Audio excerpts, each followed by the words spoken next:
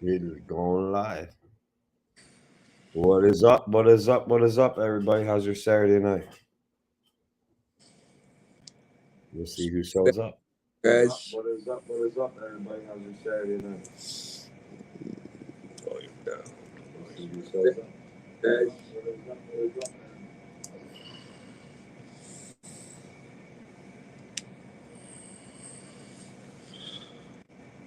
we got anybody in the chat?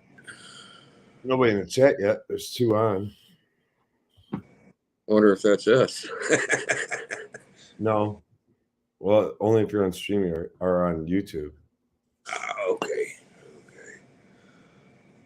Well, I'm on. I want to see who. I didn't look and see if anybody else is streaming right now, so I don't know. I didn't even look to see if Jude was going yet. No, I just had a girl walk in here, so I was busy for the last 10 minutes.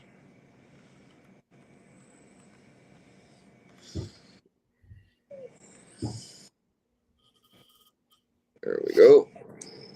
Comment. You have a lot of cars today? No, it was kind of a quiet day today. Yeah, it was quiet over here too.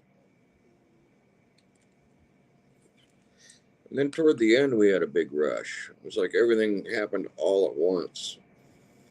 While everybody's all already out. And I've got one call left. I don't know where the hell the driver is. He's taking his time getting back. Then he's going to whine about it being late, going out again.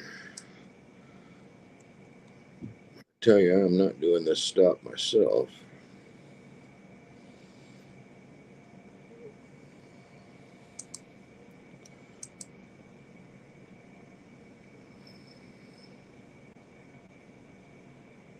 But it's all right. No, I just had a quiet, typical day. It was not typical. It was quiet today. Well, sometimes we need that, man. I didn't care. I already had a good enough week going, so. Yeah. For this kind of weather, we're doing all right. But this time of year, it's not good. We need better weather. I mean, we need summer to come in. But, just because it's coming in late doesn't mean it's going to be bad. I'm thinking maybe this year it might stay hot into October, or October. Raging. Hey, Raging, what's happening?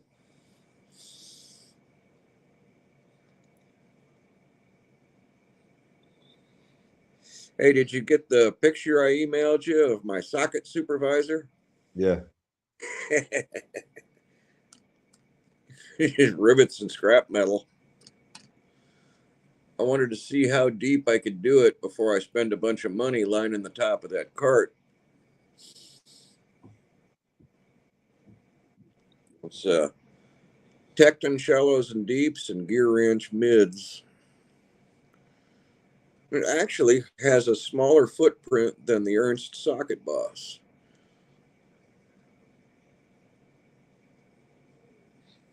It works. If it works, it works. I'll put some nicer rails on there. I think those, I really like those aluminum rails that you get with Astro now. I think Astro has them, Sunex has them, Oh, Westling ones?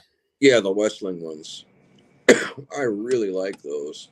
If I could put those on a piece of plate, just rivet them down with a couple of washers, that would be the shit. In fact, The Westling socket trays are nice. I'm going to look those up right now because I got to maximize my space. I could redo the Harbor Freight box that I got, that U.S. General, I think, and get a lot more stuff in that top drawer.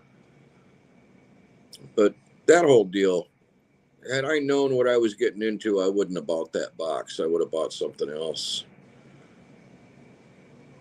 That big old Husky box that I took home is still a good toolbox. It's just not, I don't like the look of it. It looks like a toy, and it is a little bit flimsy. Kind of like the difference between a classic series and an epic series, where one feels solid like a building and the other one feels a little bit flexy.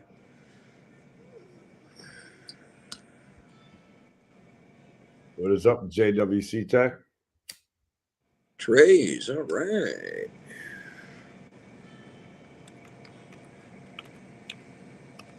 What is up, John? Blaine, Minnesota, Westling Machine.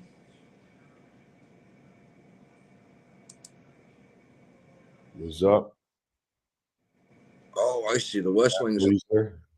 the pegs on them.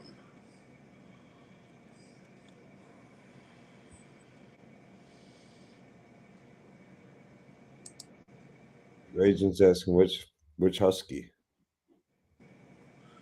Mine was an old one, and it's hard to find. It's a 36 by 25, and the top box is a 6 drawer, but the bottom two are really deep, so it's like a foot taller than the 36-inch combo that you normally see.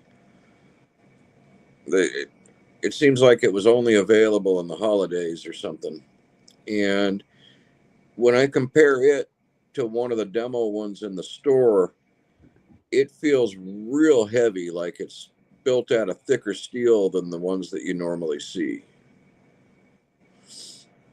It's weird. It's like they're not all built by the same people. It feels like a Montezuma box, which I think it is a Montezuma box. It's got that, squared off top. Link is up. Let me see. Westling. Oh, man. Westling has got some nice stuff. Yeah, I have a lot of their trays. God, they're beautiful. What do they go for?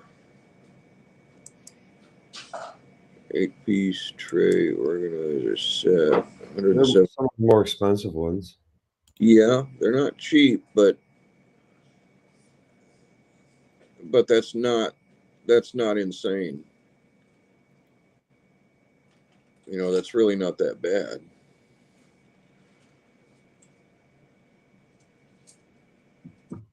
I mean, what you get pretty much everything. Link is up. I won't keep it up long.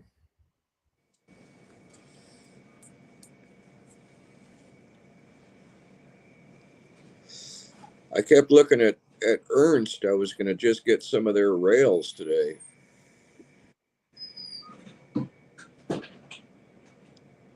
Either the Ernst rails or the Astro rails. I like the magnetic ones. Rails. You get the ones with the magnet on the bottom. You don't even need a tray. Chilling. Hey, JWC. What's going on, bro? Not a lot. Hey, JWC. What's going on, bro?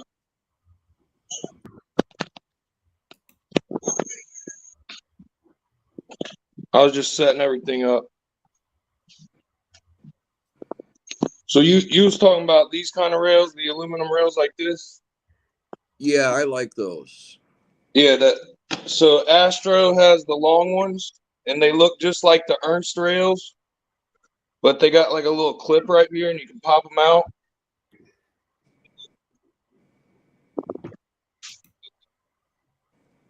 And then the other ones is the Aries brand, but the Aries brand only has like a 13-inch one, and I don't have those with me right now. I got those. Those are at my store. Those could be useful too. Yeah, they're awesome because when they first came out for like a year or two, they had no rails, and so anybody who had them online was just taking screws and putting them into a board. Or I seen one dude make like an aluminum plate and mount them down to it. And so like about a year ago, Autobahn Dan had showed a clip from SEMA, and a company called Industro out of Taiwan started making them. And then it took about 4 or 5 months later, Aries and Astro released them. And I like them. But the clip to release them out of the tray is kind of like, it's kind of hard to pull out. it's the Ernst ones are a lot easier to pull the Right. thing out. That's the only thing I don't like about it. But they're my favorite rails. I love those rails. But now I'm kind of, because of the way they don't clip out, I kind of still like the Ernst better. But like I would run my own tray. I would run my own tray. You know, I think I could save some space. Yeah, that'd be the best way to do it. Says he's probably still gonna be drunk, so I'll be here. I'll be here too. What's up with you, Dave? Same old shit, just a different day. Shit don't stop, does it? Never. I was just doing yard work and everything until it got too dark, and then dogs out. Hopefully, I don't have to take them out again tonight, but I'm sure I will. Try to rearrange. How old are your dogs now? One's a year old, one's 6 months. Baby. Yeah, they're still little. They be running you to death, don't they? Well, the youngest one is, yes. She went to the vet Thursday. She's 53 pounds, and she's 6 month old, female golden retriever. Damn. Always going to be a baby too. And she's like, she's not. She don't realize how heavy she is. I mean, like when she wants, like you open the door, let her outside in the backyard, like the door wall. She's like busts through you, almost knocks you on your ass. Girl, do you realize you do weigh like 50 some pounds, man? Just give me a minute to move over. That's funny. Always in a hurry, you know how it is, little ones. So, I guess, I got those the pliers in from the EDC Outlaw that I think I told you guys about it last week that I won. Yeah. 30. This is one of them. It's a little Knipex XS. He's painted them to match the USA edition Weir screwdrivers that came out, like, probably a year ago. He made a special edition, and so I got this, and then he sent me. I won a contest. That's what made me make the order to begin with. I got these for free. And these are the 5-inch, but they got a honeycomb pattern on them, and you can't really see it very well. I mean, but they say Knipex North America on this side, and then on the back side, they got a little 3 of 20 because it was a special edition for that giveaway that was on Instagram. So those were pretty cool. I just got those Friday in the mail.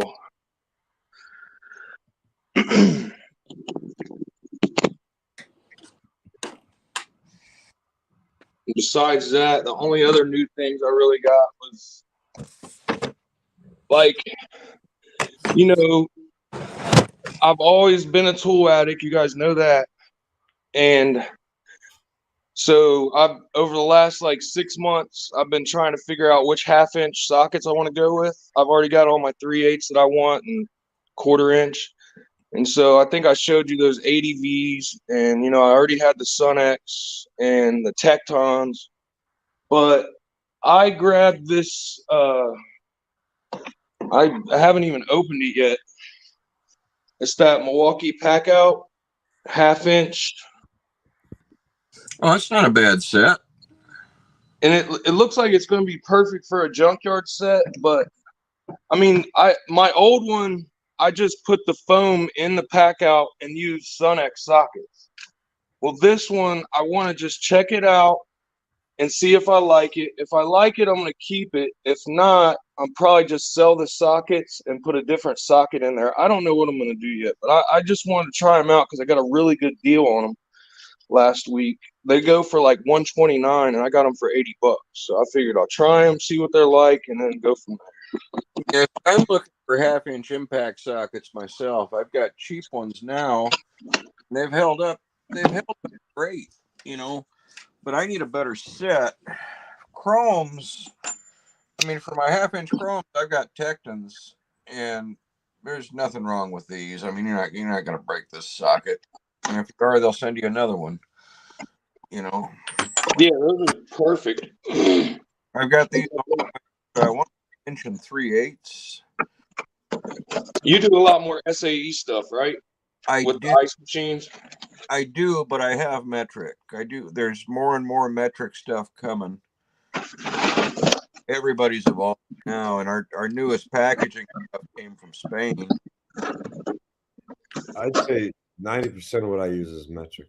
More than that, 98%. Yeah, I'm the same way. Yeah, most everybody's stuff is going to be metric now. I feel like it's harder to find SAE a lot of the time. You know, It's starting to be that way. You know what's a real bitch is when tool company like say like I'm just bringing up like OTC or Vile, they make a tool and they know everything you're working on that car is metric. To use their puller or their tool, Yeah, you need a level SAE. 6 or something. Yeah, you need SAE. You need standard. So I mean, it's like Oh, phone call coming. Excuse me, gentlemen. One thing I have noticed though, like he might be right on the new market, but on the used market, like if you're looking for used tools like on Facebook and things like that, there's a lot of guys that's got tons of tools and everything's went to metric. And so there's a lot of guys that are getting rid of their Snap-on tools, but it'll all be SAE because they want to keep their metric. So on the used market, you can usually get good deals on SAE. There's a couple guys on Facebook right now by me, and they've got a bunch of Snap-on stuff, but it's all SAE because they just don't use it no more. And so they just want to get rid of it, and they'd rather have the money.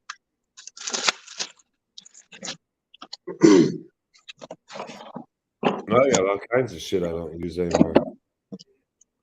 Do you watch that Toolbox Tours channel? Yeah, Did you see his newest tour? no. You got to watch it, dude.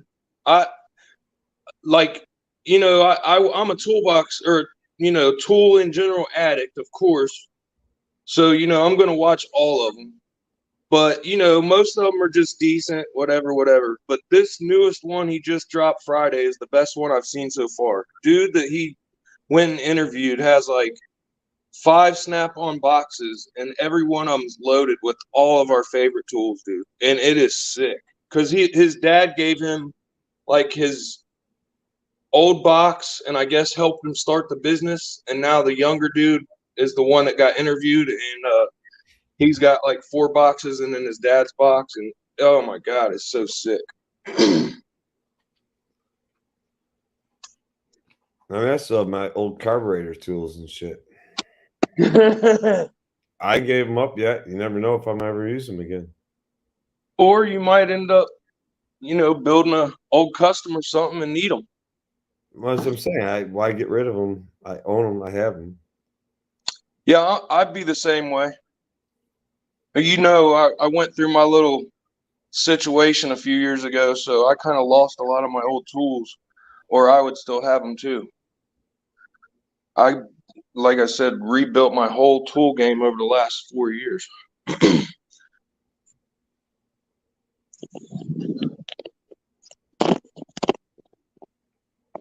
So it looks like it's got the tray right here, 10 to 24 with the extension, and this pops out of the pack out, and then it's got a piece of foam in here.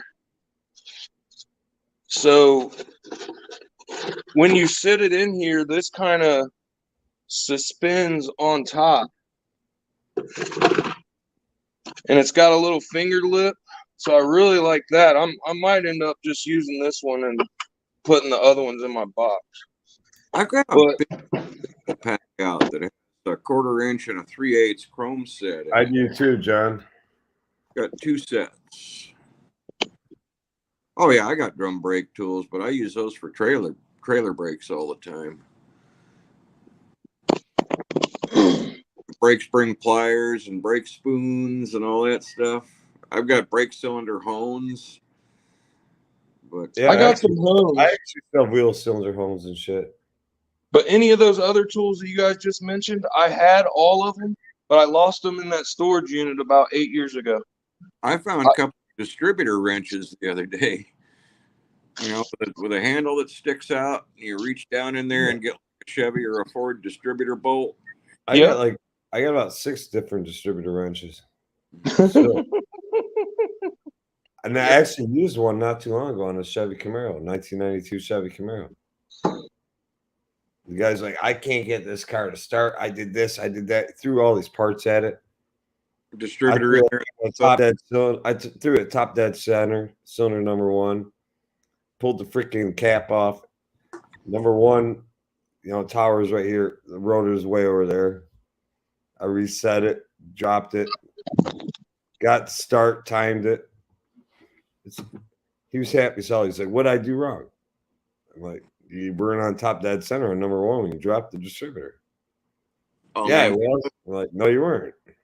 Some of them Yeah. come way off. I mean, GM had shit distributors to begin with, and they had so much vacuum advance. So my favorite was when the guys would put the timing light on there with the vacuum advance hooked up to ported vacuum. They'd put a Holley or an AFB card in there. So the thing would have like 35 degrees of vacuum advance. Then they go to put it in gear and poof, it just dies. That's why they tell you got to disconnect the vacuum hose and plug it and set the timing with no vacuum. They would have tons of that, or the advance would get sticky. The little weights and springs and up and under the rotor. Yeah, That yeah, thing is stick, and well, everybody. they also have different springs you can put on them too. Yeah, If but you're going high performance, you can. yeah, a lot of guys would think they had carburetor problems, and 99% of their problem was the advance was stuck, and intermittently it would stop, and then all of a sudden it would work right. It would go all the way back to 0, and your timing's fucked. Yeah, I remember all that. Now you can't even find anybody to curve a distributor. It used to be all the auto parts stores that did any machine work could curve your distributor for you. They'd shorten it up so you could run some initial, but that's like a lost art. I didn't really mess with it much. I built one 350. That was my first engine I ever built, and I put 305 heads on it. And I had that from probably 18 to 22. And then after I sold that, that was it. Pretty much everything else was, 88 and above as far as vehicles that I've worked on. I really haven't worked on a lot of old schools. I hardly ever touch anything old school anymore. And usually when it goes, I actually have to think more about old school shit yeah, than I do the new stuff. the new stuff, it's just all the same. You bring me a car with a feedback carburetor, I'm like, oh shit. That's what I like about Eric O. You know what I mean? South Main Auto. Because he reminds me of myself as far as my dad always taught me before he died or whatever, the KISS method, keep it simple, stupid.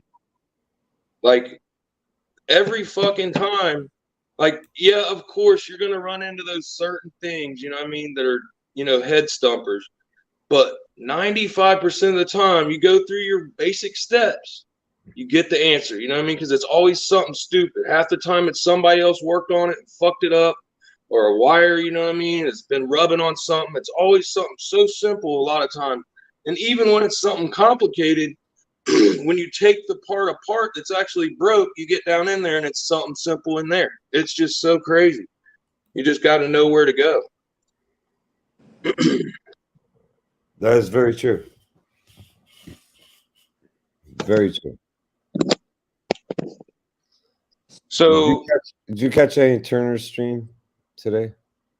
No, I haven't really been watching Turner as much anymore. I still like him, you know what I'm saying? I just haven't really been had time. He's talking about extractors, like rounded bowl extractor sets. What do you think is the best set out there? I think Gear Wrench is myself. Bang for the buck. Yeah, I mean, for bang for the buck, the bolt biters is nice. I got them. I like them. Or rocket sockets. Socket, right? I mean, the rocket socket's similar, but the bolt biter having the straight flute like that gives you the forward or reverse, you know what I mean? To where the twist, you're only really getting one way, which is reverse. Hey, I'm in kind of a unique position. I was just going to do a video on that. It just so happens I got 3 different extractor sockets here. I got the first set I got was a little tiny one from Husky. Got like 5 pieces SA, 5 pieces metric. The big Gear Wrench bolt biter set. I bought that from Joe about 3 months ago. And then about 2 weeks ago, I get a box Joe's All Star Tools. Got the bolt biter. So I've got all 4 sets of the RPT ones still in the box. Really? Yeah, hang on. Over the cart and we can look at them. They're identical to the damn bolt biters. They just have a threaded hole in the middle. Yeah, that FOR remover makes them just so awesome. It does, but I don't. Most of the time, I can set the socket on a vise and tap. Yeah, I'm old school. Like that. I went to school for machine trades, and so that's what I specialize in is when other people fuck up. You know what I mean? So yeah, I'm with you there. I got a really nice Wilton vise, and I can roll with it like that. But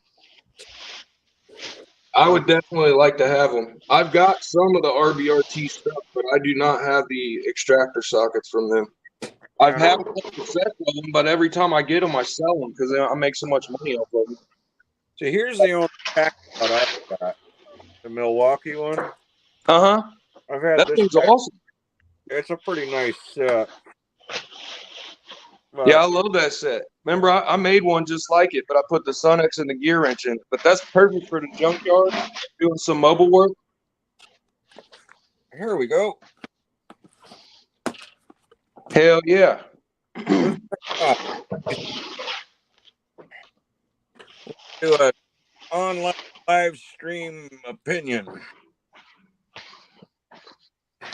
Yeah, I've got some of the RBRT stuff. I've had almost everything, but every time I get it, I end up selling it. The only ones I've really kept was I've kept the bit set. I love the bit set. I have the hex bit. I don't have the Torx, but I have the hex.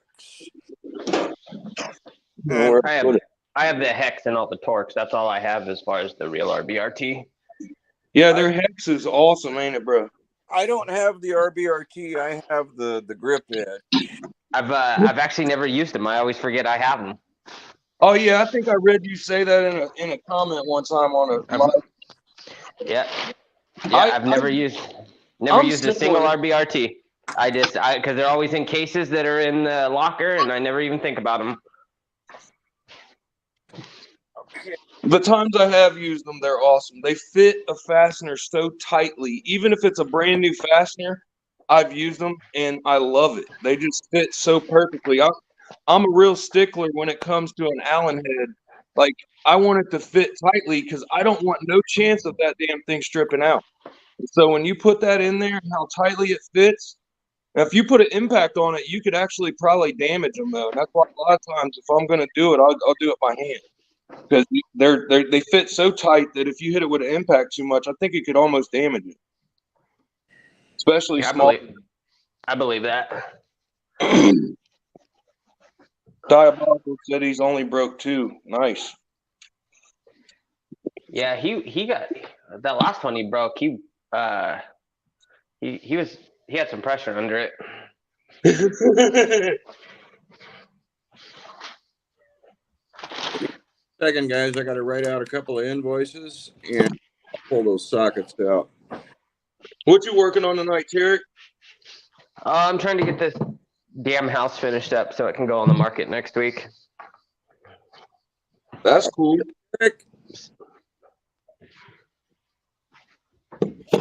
Tarek, how you doing, brother? I'm tired, man. I've been working till like 5 a.m. all week, so I'm burnt up. I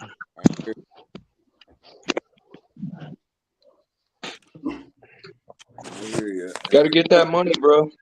The life of a lot lizard is catching up with me.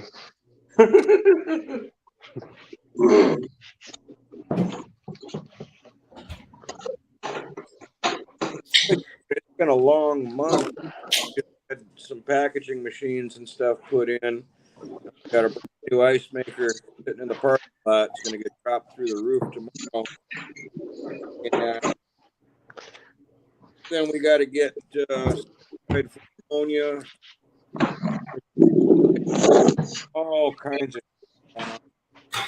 Then we're going to have an audit when all this stuff is done. So I'm like, I'm not going to get any rest until probably October, November.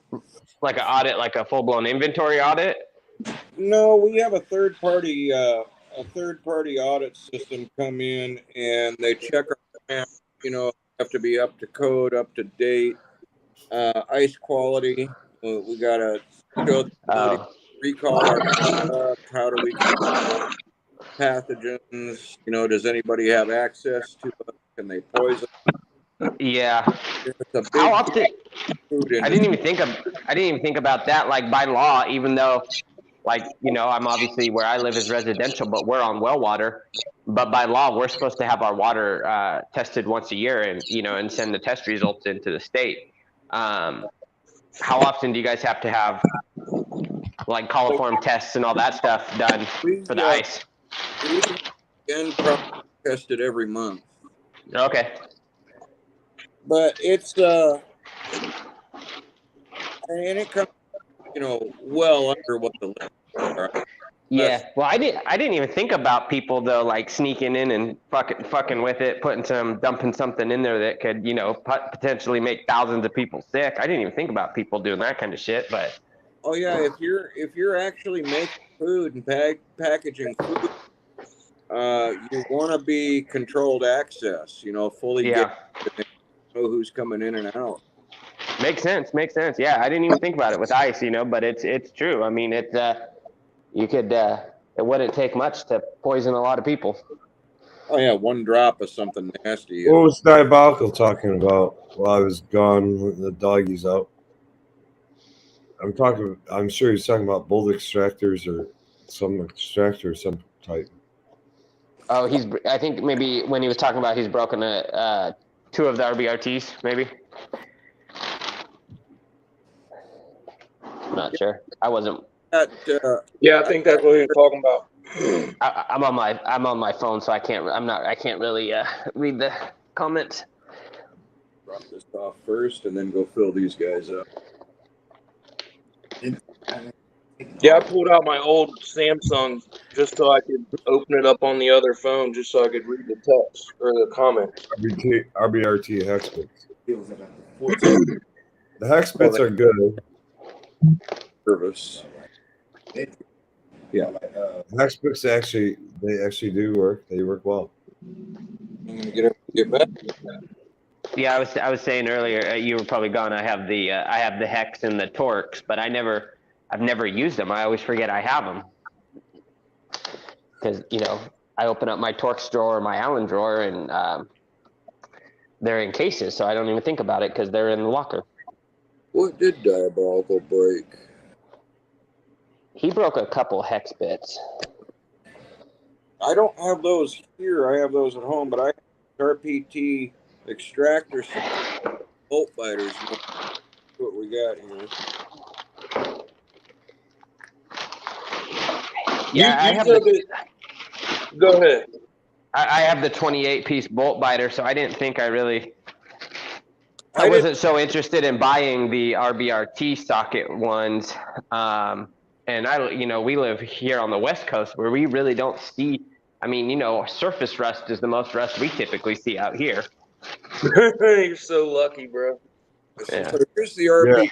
Yeah, JWC knows what I'm talking about. Yeah, I always Yeah. want an excuse. I always want an Probably a touch excuse. worse up by me than it is in Cincinnati. I know Yeah, Cincinnati. it's worse by you, bro, but it's still bad here. Yeah, I know I it's would- bad there. I just know it's worse. But yeah, it's worse by you, dog. I always want an excuse to buy like the Venom Mini Ductor or the Venom HP and stuff. But it's like, Oh, I yeah. know it's something I'll never use because we just don't deal with shit like that. Yeah, those are sweet, Frosty. So this thing will go in and press it back. And it looks like it'll go all the way through. Yeah, the only one of that I had a 7-piece SAE set with that style, with the 4 remover or whatever it's called. Yeah. But they were brand new in a box, and I've still got so many extractors that I use that I like that I you know how I am. I ended up making the money. I'll probably get some to keep eventually, though. Well, one thing about these is, even down to the little groove for the stripe, they're like identical. They're almost identical to the damned bolt biters. Here's the bolt biter. Yeah, they're really close. Besides the As a matter of fact, foreign object removal tool or whatever it is. Besides that, they're about the same thing. look at the metric set, the bigger one. I'm gonna pull out because the bolt biter is 3/8, and they give you the 12 and the 12 minus. Yeah, that's what I like. One of the things I like about the bolt biters is how they got like so many versions of each number. You know what I mean? Like you were saying, they got the, I don't know.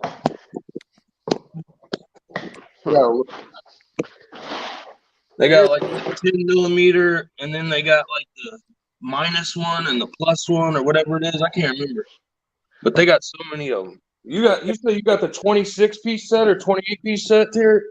Yeah, the 28 one. Yeah, that thing is awesome. I don't have that one. I've only got like. Gatorade set. That's what mine Yeah, is. I got it. I got it for like, I can't remember where I got it, but somewhere locally, a hardware store had it on sale I for want like to know why. I want to know why. like that set- $124. I want to know why that set's missing a 15 mil and 18 mil. I think that's because of Taiwan. Because a No, lot of them sets are missing. I think they're thinking that the 19 minus will cover the 18, or They might be thinking that. I don't know. I've never used them. I don't know, but like when you look at like I can't remember like what Koken is missing and stuff, but you look at a lot of those like Asian, like those Asian Koken standard is sockets, they miss a lot. 10, 12, 14, Yeah. 17, 19. But that's like some of those sizes are not common in Asia. So when they come over here, like they're not part of ours either because they were originally not made for our market.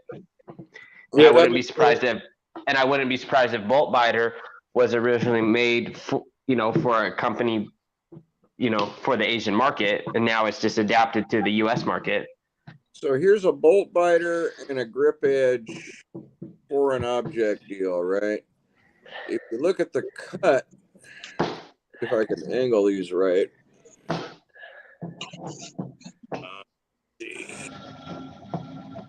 The cut is just a little bit different, like it's sharper on the bolt biter. And the bolt biter is broached, the RPT is broached a little deeper.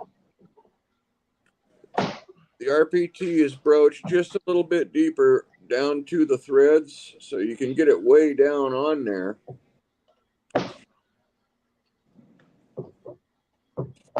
The RPT it's got a bevel on it, like a lead in on the edge there where the bolt biter there is flat. The backside's identical. The RPT's got a longer hex on it. They're about the same diameter. The bolt biter might be just a little bit fatter,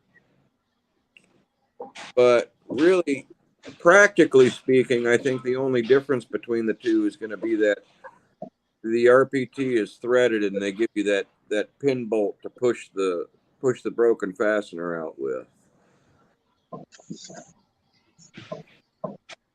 Yeah, I Yeah. mean, for the money, the gear wrench is where it's at for the money. Yeah. But if you've got infinite money, it's best to have both. Because for me, you can never have enough extraction stuff for the stuff that I get faced with sometimes. That that threaded part really doesn't mean much to me because I can take a drift punch and put it in a vise and pop it out no problem. So Yeah, that's what Frosty was saying. So it doesn't really mean too much to me. It's a nice feature, but I'm always afraid, like, if it's just S2 steel, like the bit itself or the socket itself, what if it's just jammed the fuck in there, and then you restart screwing it down and you just shatter it? That's what I'd be afraid of. Well, see, this little one for the little guys, I mean, that's tiny. That's a 5 millimeter screw. Yeah. I mean, it'd be pretty easy to strip that thing out in the socket. And then the socket would be too hard to tap for anything else. So I am a little, but you'd probably be less likely to angle this than you would to bend a little tiny pin punch putting it in there. So for the small ones, I guess this isn't bad. Yeah. Like I said, my whole thing is, bro, like when it comes down to it, if you've got the money, I like to have every kind of set possible because every scenario is different. And I'm sure certain ones are similar and you can get by with this and that. But like I said, originally I was a machinist by trade. And, I went to state competition and I got first place in the regional. And my favorite, extractors used to be the little square ones, the little tapered square ones. You know what I mean? That you tap in with the hammer, No, exactly. pull it out. I'd use a center punch, drill it out, run it in there. Those were my favorites. And I still use those to this day. But like I said, with the money situation now, it's like I want to have everything possible just so that I can kind of tackle anything. And just like Tarek was saying, I really want to get one of the heat induction tools because those things are freaking awesome. Like was it Bolt Buster or what are they called? Yeah, I got a Bolt Buster. Then you got like the Venom HP. Venom HP, yeah. My money situation, I was looking at the damn hot rod on Amazon because it was a lot cheaper. But then I've seen bad reviews on it, so I don't know if I want to get that or not. I've seen the coils on the website, so I bet you Viver is going to come out with one pretty I think quick. they do have one. I have the Bolt Buster kit. Do you? Yeah. I'm just not sold on all that Vever shit. I don't know why. I only use Viver it. makes some good stuff. I've tried a I couple. only use it when I don't want to use a good. flame. The only time I ever use it is if I don't want a flame near what I'm doing. One of the things about Viver too is some of the things they've made, if people complain about it or have problems with it, they'll make an upgraded version of it if they're really wanting to sell it. I've seen them do that on a couple items before. I can't remember what it was, but Catus Maximus had something, and they gave him a version of it, and he didn't like it. And then like a couple months later, they sent him a new updated version, and it was way better. It was that magnetic grill. That thing, it looked way better. I'd like to have it because I ain't got the Milwaukee money for the $2,500 for their magnetic drill. Diabolical just got one. Did he? That thing's probably awesome. And it's bad to the bone. I've been looking at one. So I either want the Milwaukee or I want a Haugen. They're both top of the line, but I've been wanting one for a while. And now that he got one, now I'm jonesing for one. Got to be paid for. Yeah, a couple weeks ago, Diabolical showed that Vice, and I've got the exact same model, except for mine's a smaller version. His is like the 6-inch version, the one that was made in like Schley Park or whatever in Chicago, the Wilton. And then I keep seeing he posted that grinder. That grinder is fucking sick, dude. I have a small version of that Watosa grinder at home, a 6-inch one, and he totally restored that vise. That vise was a total piece of shit when he got it. It was sitting, I think it was like sitting in a field or something. Like you would have never known looking at it now what it looked like when he originally got it. I believe it. And then that grinder he restored and had it powder coated to match his candy apple toolbox. That's it, dude. I'm I looking. was really lucky on mine because this old guy, he worked for Chipotle, and he was like a maintenance guy. He had listed her. He had his wife. His wife wanted to clean the garage, and she listed it for $40 on Marketplace. And I was lucky enough to be one of the first people that texted her, and I said, "If you can hold it till after work, I'll be there." When I got there, they had a few Craftsman toolboxes that were from like 1969 that were in mint condition. They had the vise, and they had a bunch of other crap that they were getting rid of. And luckily I had emptied out the van, and so I just pulled up, and she was like, "All right, what do you want all this other stuff?" And I was like, "Yeah, what can you do?" And she was like, "Just give me $60." So I gave her $60 and got that Craftsman workbench, the Craftsman toolbox, the Wilton vise from 1969 in mint condition. I mean, it looks almost like Diabolical's. It's got a couple paint chips, but it's mint. And then a bunch of other crap that I ended up, doing. But it was just unbelievable. I got so lucky on that deal. Well, that's like that Snap-on Wilton vise I have. It is originally, I think the box is marked. So mine was new in the box, and it's marked 1991. The guy originally wanted $600 for it, and it's worth that all day long. And I saw he dropped it to like 400, and I was like, all right, this guy's probably desperate for cash. And I texted him, and I was like, I got $150 cash on me. And he said no at first, and about 20 minutes later, he said, "Can you be here in the next hour?" And I was like, "Yep." Really? Yeah, and in I've shitty seen condition. the one that you got that was still had the box and everything. Yeah, and in shitty condition, they're selling for between $400 and $700 on eBay. So Yeah, that was a sweet deal. What was that called? The tradesman version or something? yeah, Did you yeah, get it from Wilton? yeah. But it's the Yeah, I older think that's one the that same one I got. but it's the older version that's like sought after. Apparently the newer version isn't what it used to be, and so it's like a Yeah, yours is what is USA, right? Yeah, I think it's called like the 3450 or the 3650, something like that.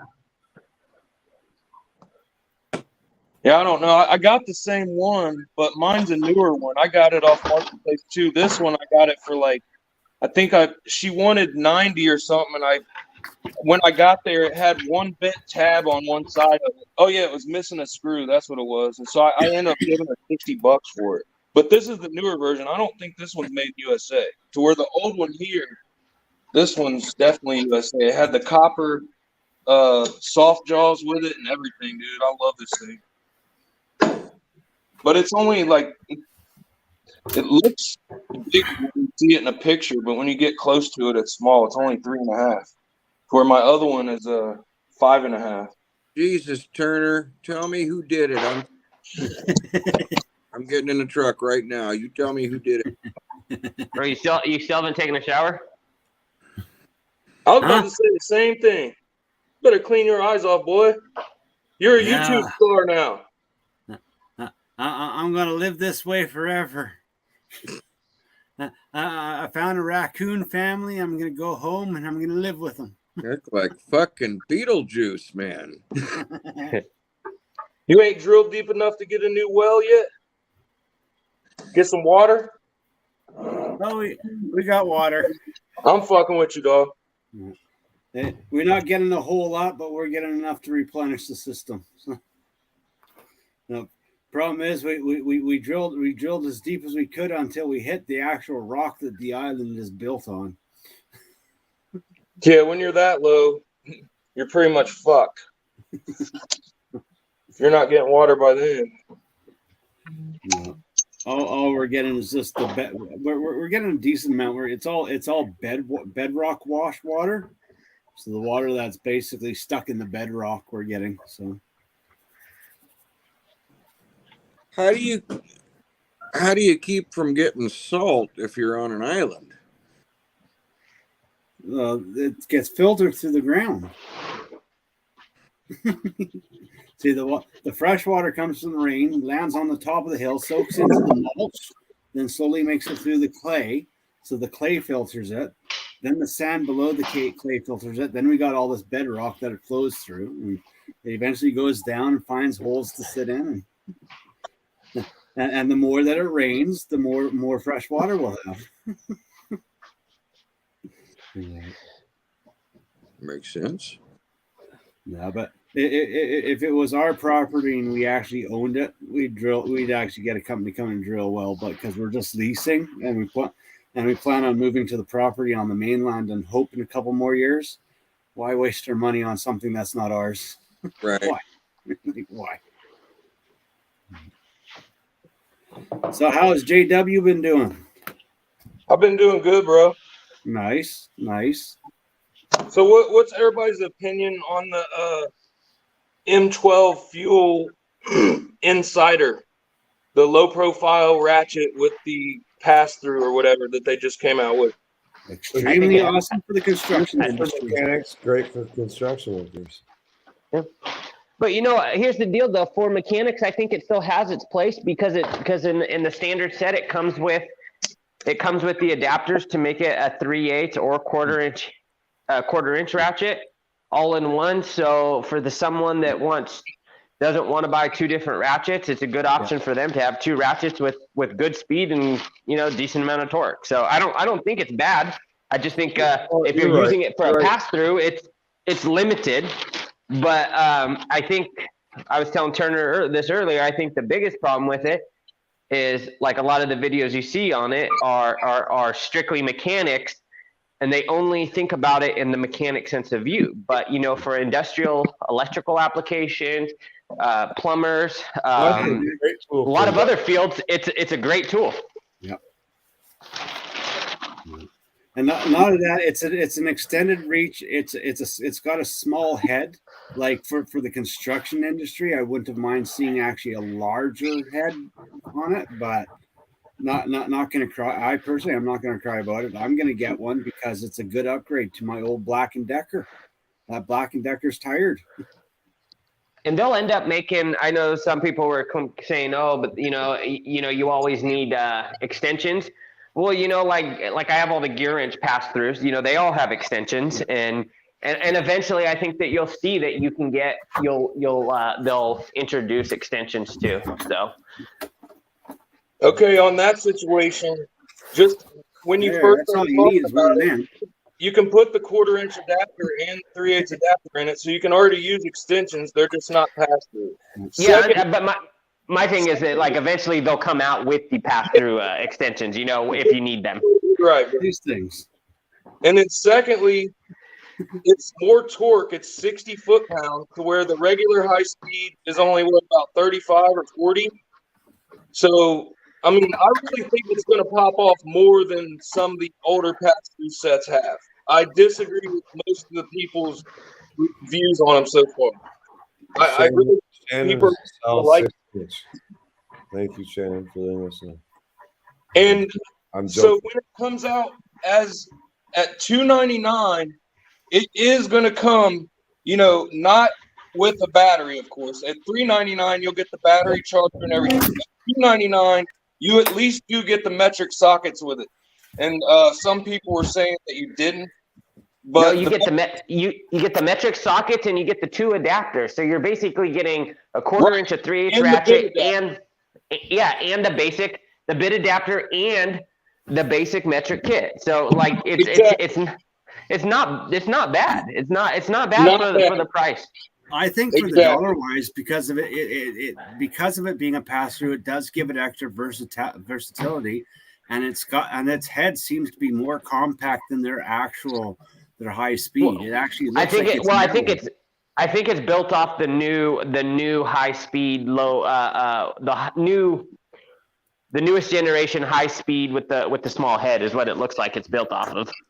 I personally, I'm excited for it. I'm really excited for it. So Yeah, I mean, I think just like I said, for $300 and you get 2 ratchets out of the deal. I mean, that alone. I mean, and it's an extended reach too. That's the other nice thing. It's an extended reach. It's not a little tiny stubby, which even in the construction industry, that extended reach is way more versatile than that little Black & Decker stubby. because JW, what do you know? I can't remember, but what's the current Home Depot price on the extended reach 1/4 inch or 3/8? Aren't they like $229 or $249 or something like that? $249 originally. Sometimes it's on sale for $229. Like right now, I think it's got the $229, and you can actually get the free battery. So when you do that deal, if you hack it, you can get it down to $189. My way, I get it for $189. But I'm saying for just your everyday person. Yeah. So you got about $500, $500 for 2 ratchets, or you got $299 into 2 ratchets. Yeah, it's a sweet deal. For the average guy that didn't want to buy them both, it's going to work. They're going to sell them. I guarantee they're going to sell them. Oh, yeah. It's still not for everybody, though. You know what I mean? Because there's just so many people hooked on the Snap-on ratchet. A lot of people like that Snap-on better with the button instead of the paddle. Well, so like, okay, I agree. I like the button better, right? But also at the same time, everyone gets hung up on this goddamn paddle. And my question is, look at all your air tools with paddles. To this day, a lot of grinders and tools, air tools, still have the paddle. Why is it such a problem? Why do you hate? So it's a problem if it's on a battery operated tool, but it's normal if it's on an air tool. I don't get it. Like, and forever your air ratchets had paddles. So why is it such a big freaking deal? Now, I hope that someday they'll put a rocker switch in? Absolutely, or a rocker trigger? Absolutely. But am I going to stop buying the stuff because of that? No. Right. Do you know why I like this paddle? Right there. That's why. Hang it on your pants, huh? Or on your belt. Just hang it on your belt, hang it on your pants right there. Bam, bam. I don't know. Being an industrial mechanic, where I get a lot of through bolts and nuts, things like that, it actually looks like a pretty nice tool. The only thing that turns me off about it is the pass-through sockets. But what size is that pass-through? Is that a 17 millimeter? What is it? 11 millimeter? I think it was either 15 or 17. I can't remember. It's pretty big. I know it was at least pretty big. 15. Well, it should be a 17 to fit most of the sets out there, because most of the sets that you have are 17. It was one of the two. I can't remember. I'd have to look it up. If I snap a 1/4 inch or a 3/8 adapter in there and it's in there solid, still able to push it out and swap it out. If I can get on and off of that thing without fiddling a fucking adapter, then yeah, that's a great tool. It would be useful already. And if you like the button better, this thing does come off, and it does have a button right there. Oh, I don't care. That's not. What's up, Raging? What's up? Raging's got a golfing shirt on. It is a You've nice. been golfing, Raging. It's Oh, hard to- he's got look at that. Like that. Oh, he's got his own sports team. He's become too rich. Got that truck paid off. Got his own sports team, his own sports logo. I don't know. That's the only reason why I bought the shirt. Looks good, buddy.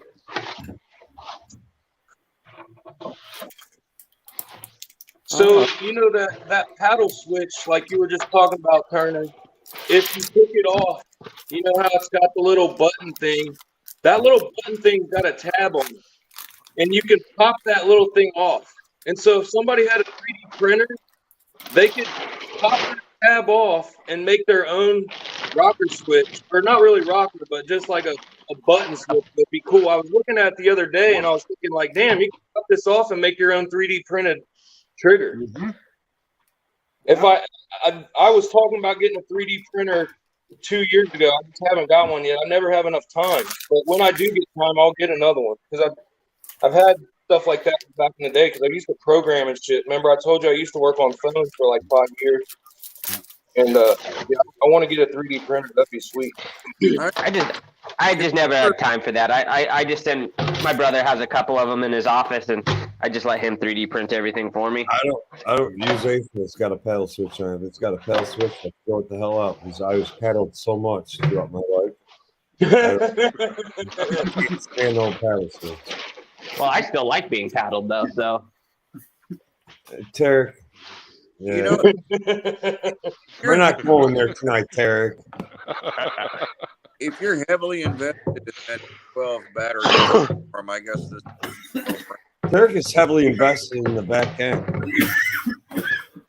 I've got 12 stuff. I could see. As far as a ratchet goes, I'm still leaning toward the 14.4.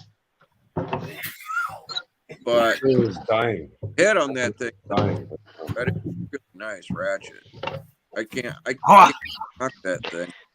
Turner's having a hard time breathing. He's dying. God. I haven't had a Reese's Pieces try to kill me in a long time. Ooh.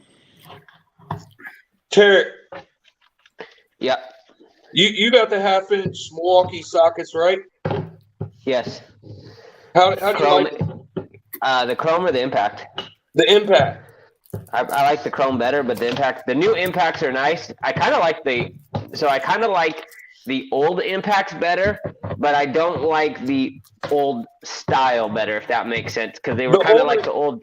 Older ones had like a thinner wall, right? Well, they had a little bit of a thinner wall, but I didn't like how they had like the neck down on the top of them, like, you know, so they were kind of bulky and stuff, kind of like the old Sunex sockets. Yeah, I remember. But I like the build quality a little bit better, but they're not bad at all. And I think for the price, they give a lot of stuff a run for your money, and the Milwaukee warranty is really easy to deal with. If you lose one, you can go online and order, you know, singles. You know, I still prefer my Gray Pneumatic stuff over them, but they sure do make it a lot easier to get replacement stuff than Gray does. But Yeah, when they're on sale, I don't think you can go wrong. I don't think you can go wrong with them at all. I mean, you can get a real big kit for, you know, Gray Pneumatic 150. Gray Pneumatic makes a very good tool for the money. They do. They just make it hard to get, like, if you lose an individual socket, they make it kind of hard to get one socket. It's not hard for me. My dealer has no problem getting them, but I'm talking about your everyday person. Like, I got a place I can get them too, I but like, understand exactly what you're talking about. like even if you go on like Amazon and eBay and Your stuff everyday like that. person, your everyday person most likely will never break them. Very true. Yeah, it's been like probably 8 years since I broke an impact socket. But I use them every day. But I go to a different size, or, you know, if I think it's gonna break, I got that feeling. You know what I mean, I don't take shit over the edge. Does I anybody? still run mostly Chrome on my Impacts. I'm not gonna lie, even though I'm so friggin' stocked on Impacts. I'm still, you know, 22, 23 years ago when I got in this field, Impacts were out, but it really wasn't a thing. You didn't use them every day, so I still have it in my mind. Just grab your Chromes and let's go. And Right. most of the time I do. Yep, I only have 3/8 and 1/4-inch Chrome. I don't have Impact rated. Only thing Impact rated are my 1/2-inch, 3/4-inch, 1-inch, and 1.5-inch. But I've never spent money on, because the tool's not putting out enough power to, and neither's your wrench putting out enough power to blow those things apart. Well, you know, if you read the Snap-on instructions, they say even on the battery operated ratchet, you're supposed to be using Impact sockets. What about the Duo sockets? Does anybody else? have Oh yeah, sockets? I love the Duo sockets. Duo sockets are fire. I have a lot of Duos. I started out all my 12-point stuff in Duo, and it is I mean, I have a that 3/8 that standard. I think Wrench Mafia. 7 I to beat 20 I beat the shit out of them, and they keep chooching. 7/22 and 5/16 to 1. Yeah. Well, that's one thing I really like about the Gray Pneumatic sets is how complete they are, how big how wide the range is. Hey, the ratchet, like I need to put some tapping compound in the ratchet and run the anvil around with a drill for a couple hours and loosen it up. But the sockets seem to be pretty well built. They're pretty damn nice. I don't use the ratchets, but I got them. I think of the ratchets more as a hammer, but I didn't buy it for the ratchet. I bought it for the sockets. But It's a pretty ratchet. It's a pretty ratchet. I don't know how functional it is. When you guys talk about dual, are you talking like SAE metric universal in one? No, the thin wall impacts. They're as thin as chromes, but they're impact rated, and they I think it's a chromoly. Yeah, but they take a beating. I think it's a chromoly socket, like the new Vim sockets, I think, are chromoly. They say you can. They're 1/4 and 3/8 are impact rated, and they're not chrome. Okay, I get it. They're satin, so they're not going to flake off and get in your eyeball.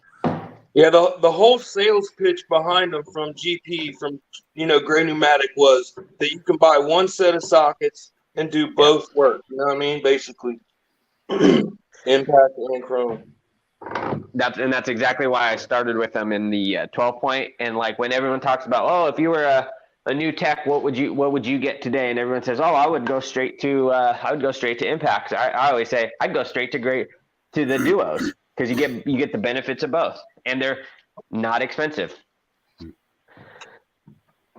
Yeah, so when remember I told you I lost everything 5-6 years ago. So like when I started building everything up, that was the whole thing. Everybody was saying get impact. So that's what I did, and now I'm starting to build up my chrome again. But these days you've got so many options on thin wall and everything else. But back in the day, like 12-point chromes were a savior to me, because I used to use those for extractors, you know what I mean? Or like a nut, like if something's rounded off or something, I'd beat it on there and just, run it out.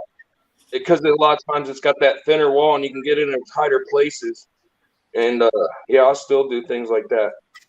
I'll do whatever works. That's why I like that. One of the things I'm working on building right now for my vintage stuff is the Craftsman 8-point set. Those are sweet. I'll never have a need. I'll probably never have a need for them, but I think actually in my old box I had like 4 or 6 pieces of that. Maybe it was only 4 of them. Yeah, they're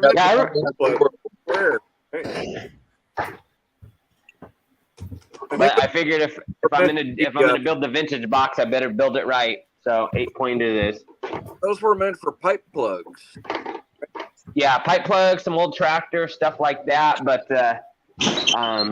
industrial applications, and a lot of the time, if you don't have a set of tap stock, you fudge one of those and make and turn a tap with it. But I want the vintage box to be correct, so. Well, then I got my grandpa's machinist box too, so it's got to go back with all of his machinist tools that I got.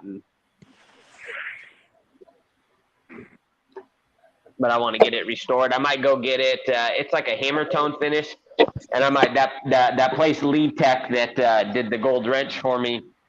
I was gonna take it into them and see what they would charge to powder coat it, and see if they had color options to the same colors that are on it now. Those are grays. Those are gray surface drive. Yeah, I got a bunch of 1/4-inch surface drive. I got them by accident on first, and when I got them, I was like, "What the fuck are these?" And then I read about them, and I was like, "Oh, this isn't so bad," and they turned out to be pretty decent. Supervisor here. And I remember Midwest Tool Review, he accidentally bought a set of surface drive, and he made a video, and he was like, "Does anybody know about these? I think I'm gonna send these pieces of shit back." And I told him, "Oh yeah, I know about surface drive. Don't send them back. They're good stuff." And he kept them, and he sent me a message a few months later saying, "Hey, I'm glad you told me that they're not bad, because they actually work real good." I think I think it's an Apex tool deal. They out with Surface Drive, right?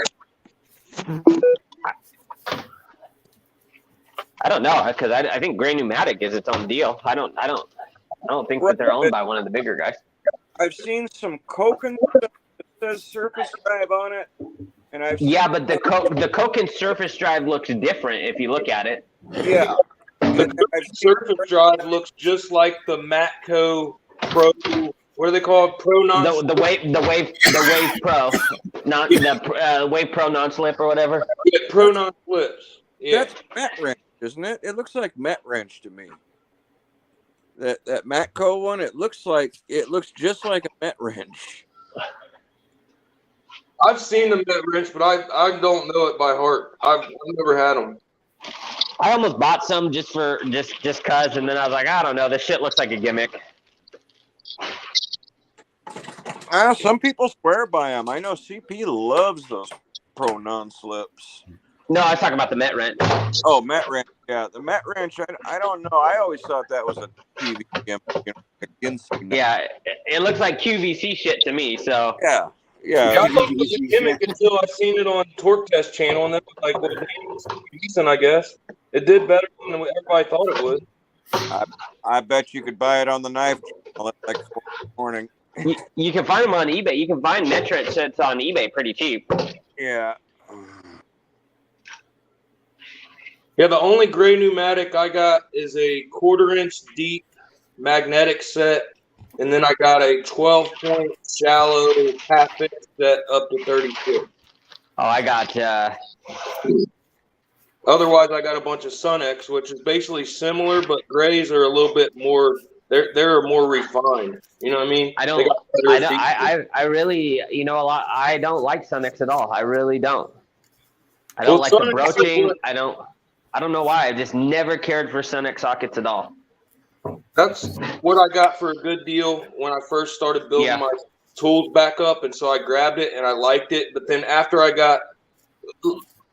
compared the Gray Pneumatics to the ADVs and had them in my hand and looked at them, they are the closest. You know what I mean? Like everybody used to say Sunex is ADV and da-da-da-da.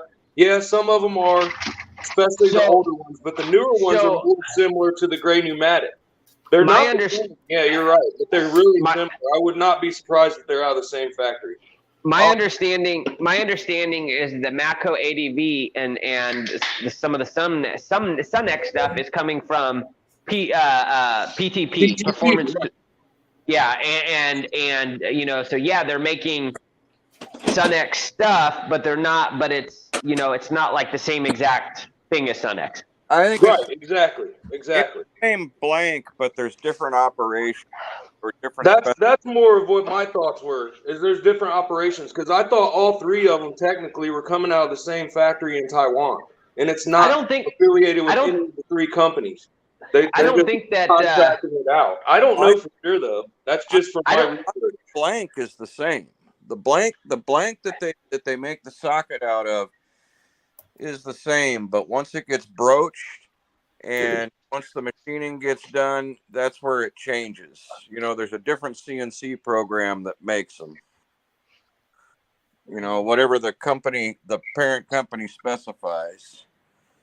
I mean, that's what I was thinking because I've did a lot of comparisons on them. I don't know about the newest ones, but especially the older ones, they are really so similar. It's like they look really close. Well, some of the similarities are just too eerie. You seen that pack out that I showed, Tarek? That half-inch one? I just got it from 10 to 24 just to try it out. The half-inch Milwaukee. I don't know. We'll see how it goes. I like it though so far. Plant. Because I set up that pack out for the junkyards that's got my 1/4 and 3/8 in it. But when I would bring my half-inch, I would always grab just a Sunex box. I didn't actually have a pack out set up for half-inch. And so that's why I've been wanting to set one up. I got the ADV ones. I got the Tecton ones. And I've been like comparing them. And I figured, before I make a decision, I'm going to grab these Milwaukee ones and then whichever one I pick, I'll keep the one I want, and then the other ones I'll sell them because they're all brand new still. You know what I mean? I've still got my Sun X that I beat up. These ones are all just, you know, I'm gonna use them a couple times and see which one I like the best.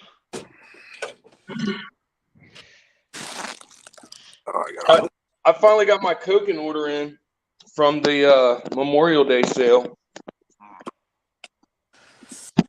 I got those lug nut sockets. They're pretty sweet. Have a ton of Koken, but what I do have, I really like.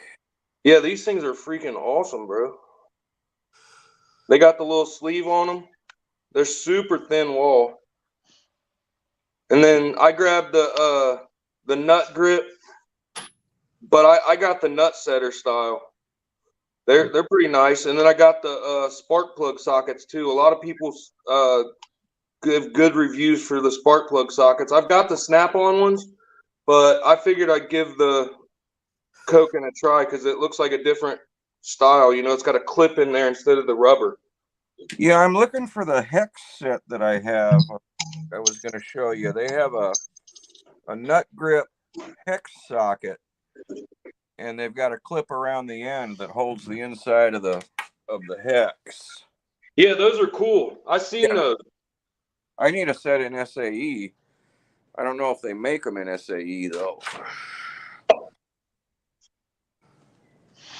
Excuse me for 1 minute, gentlemen.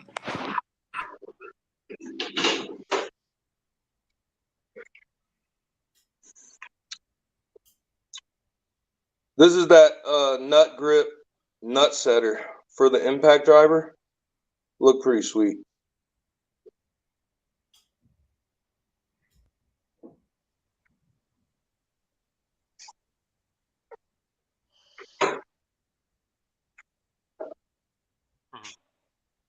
Did you see these pliers, Raging, that I won on Instagram? These are, you know, EDC Outlaw? Yeah. Yeah, he did a giveaway with Knipex North America, and so I ended up, luckily I won a set of them, and so these ones are number 3 of 20, and they're the honeycomb. They got Knipex North America 3 of 20, and then they say EDC Outlaw on them too, I think, somewhere. Maybe not. But then these ones are the other ones I got. They're like the little USA edition Cobras. These are the 4-inch. These are the 5-inch. These things are to match those Wera screwdrivers that were the USA edition. Yeah. I love these things, dude. These are awesome. I've been wanting these for like a year, and I kept missing them. And it was weird because I won this, and like 2 days later, he listed this on his website, and I got lucky because you've got to order it within the first like 20 minutes he lists them, or because he only makes a limited amount, and then they sell out every week. When he only lists them once every 2 weeks. So yeah, luckily I got to get one finally. That is cool. Yeah, I was going 9, dude. I was like, dude, that's freaking awesome. This is the screwdriver that matches. You know what I mean? Can't get much better than that. Those are these, right? Those are the 125s. These ones are the 125s, and then these ones are the 100s. Okay. I think I have the 100s. Gotta look. The 100s don't have any handles, right? Or they don't have Exactly. These are the smallest ones with no handle. I think You I can have. get handles from JD Tico.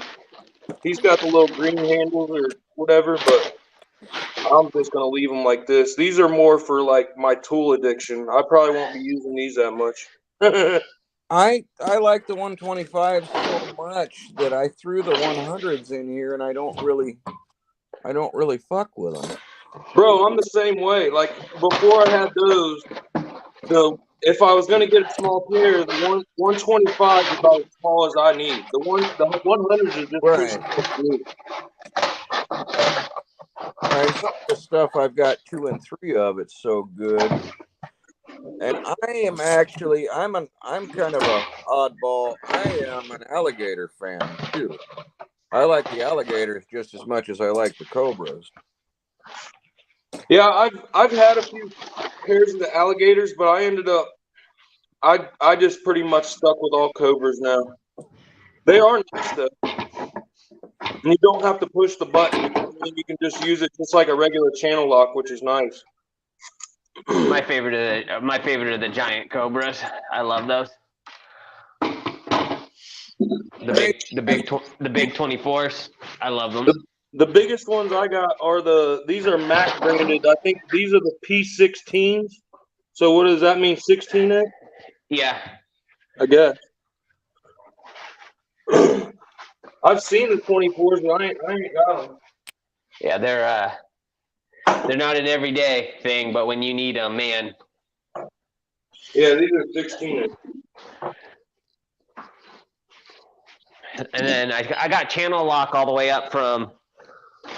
from what, the little ignition ones all the way up to the big ass 20s and everything in between.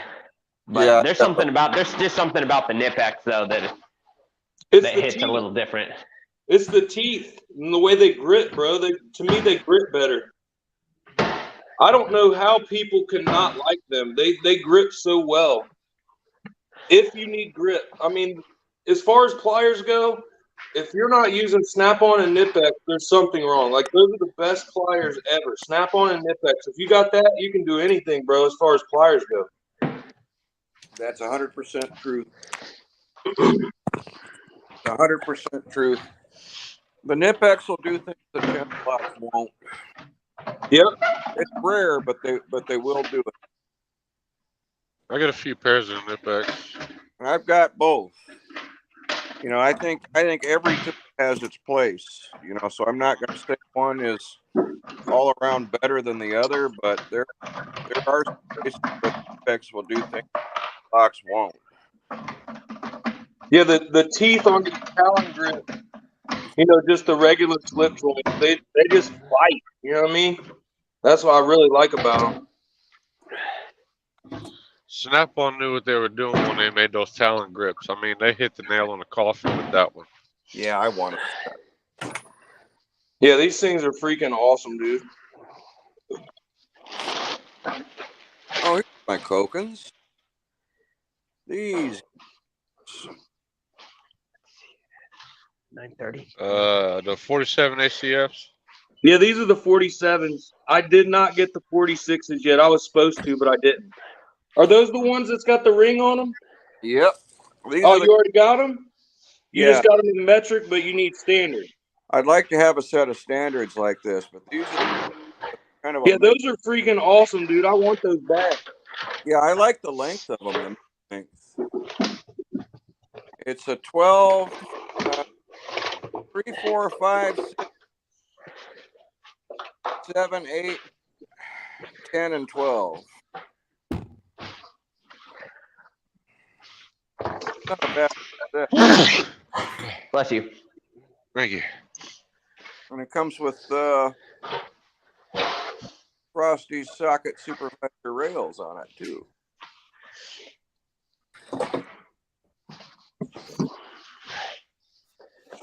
So what's your favorite socket rails, Tarek?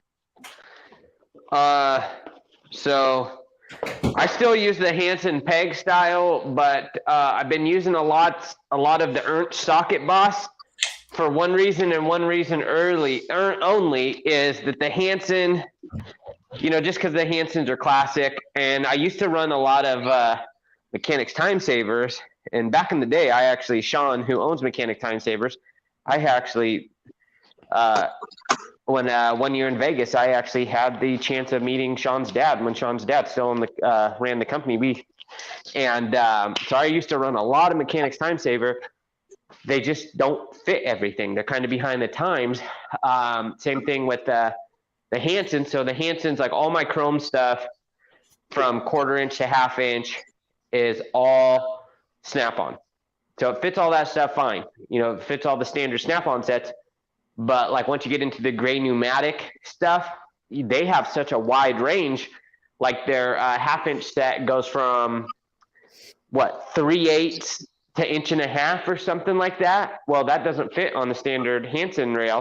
So I like the socket bosses because I'm not a person that likes to split my shit up.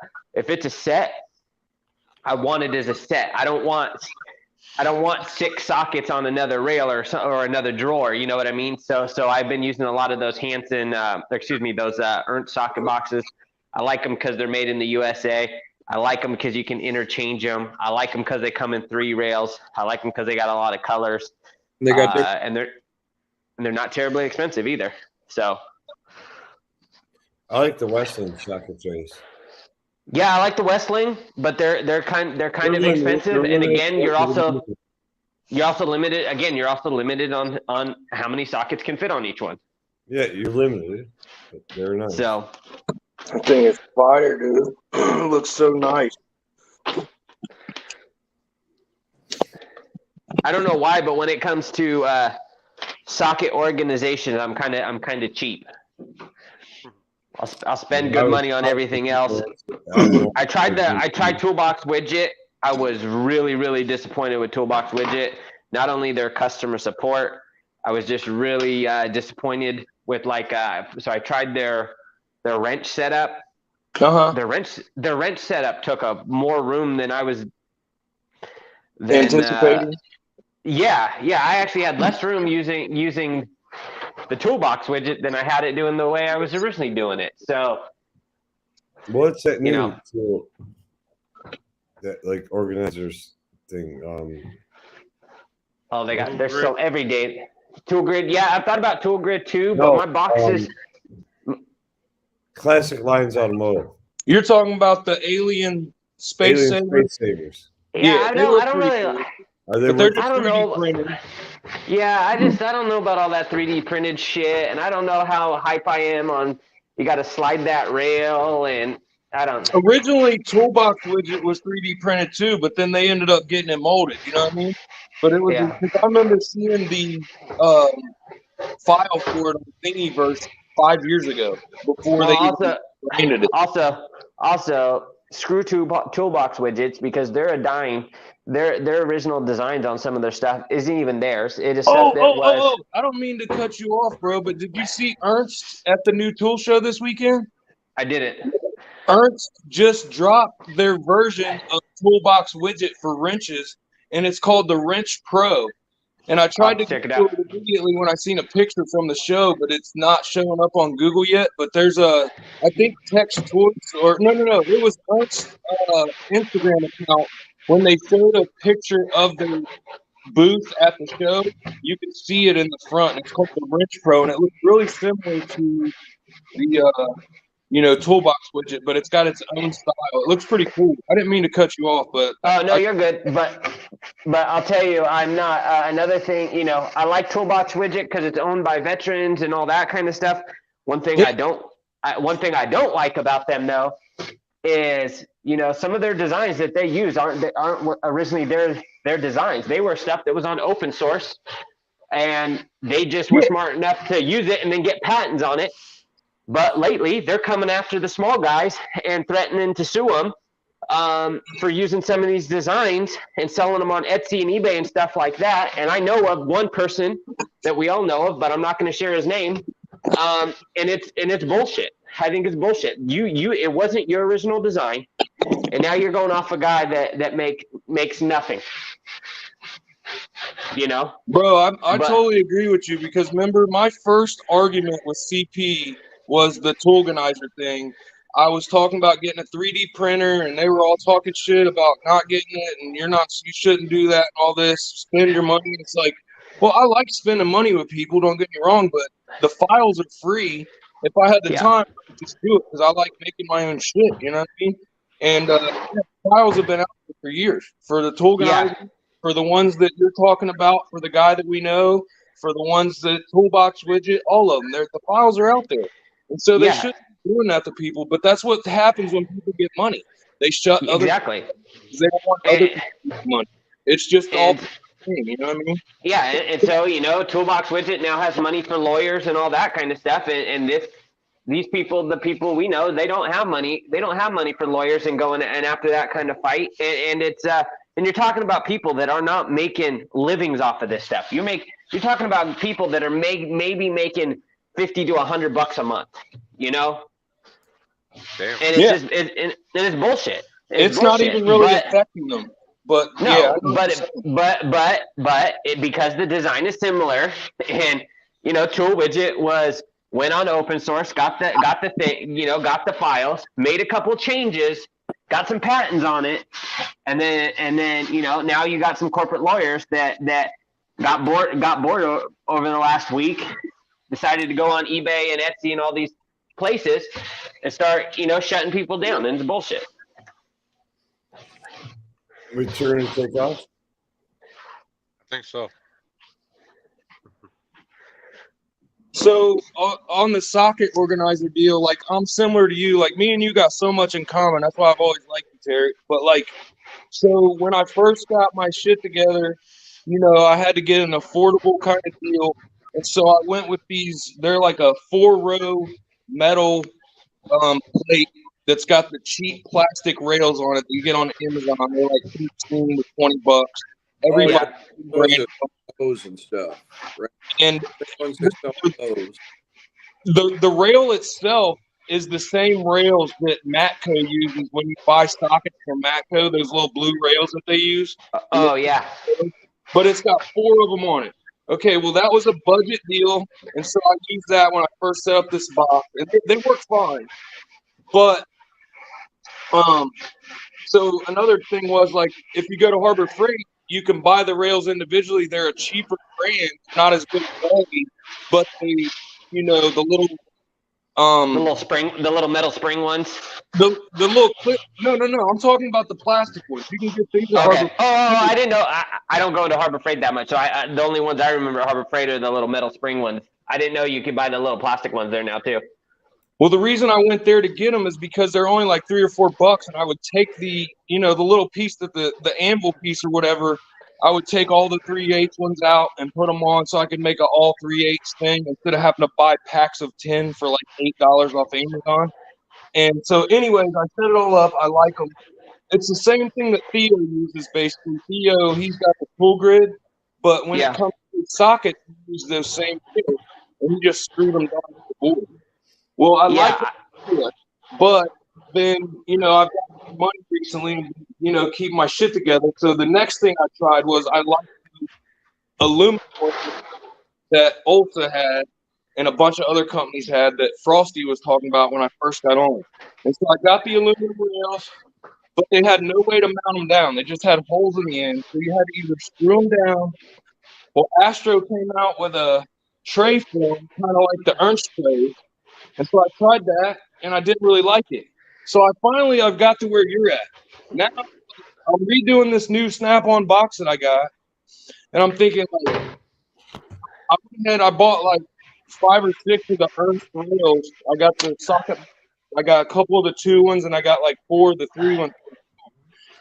And I'm thinking I'm gonna go with this, but I'm not 100% sure. That's why I'm trying to ask opinions. You know what I mean? Yeah, I've just found for the money, I feel like I get the best bang out of the buck for those. I really do. They hold really well. I've kicked the shit out of them. I fucking dropped them off the cart, all that kind of stuff, and I've never had pegs break or nothing like that on those Ernst ones.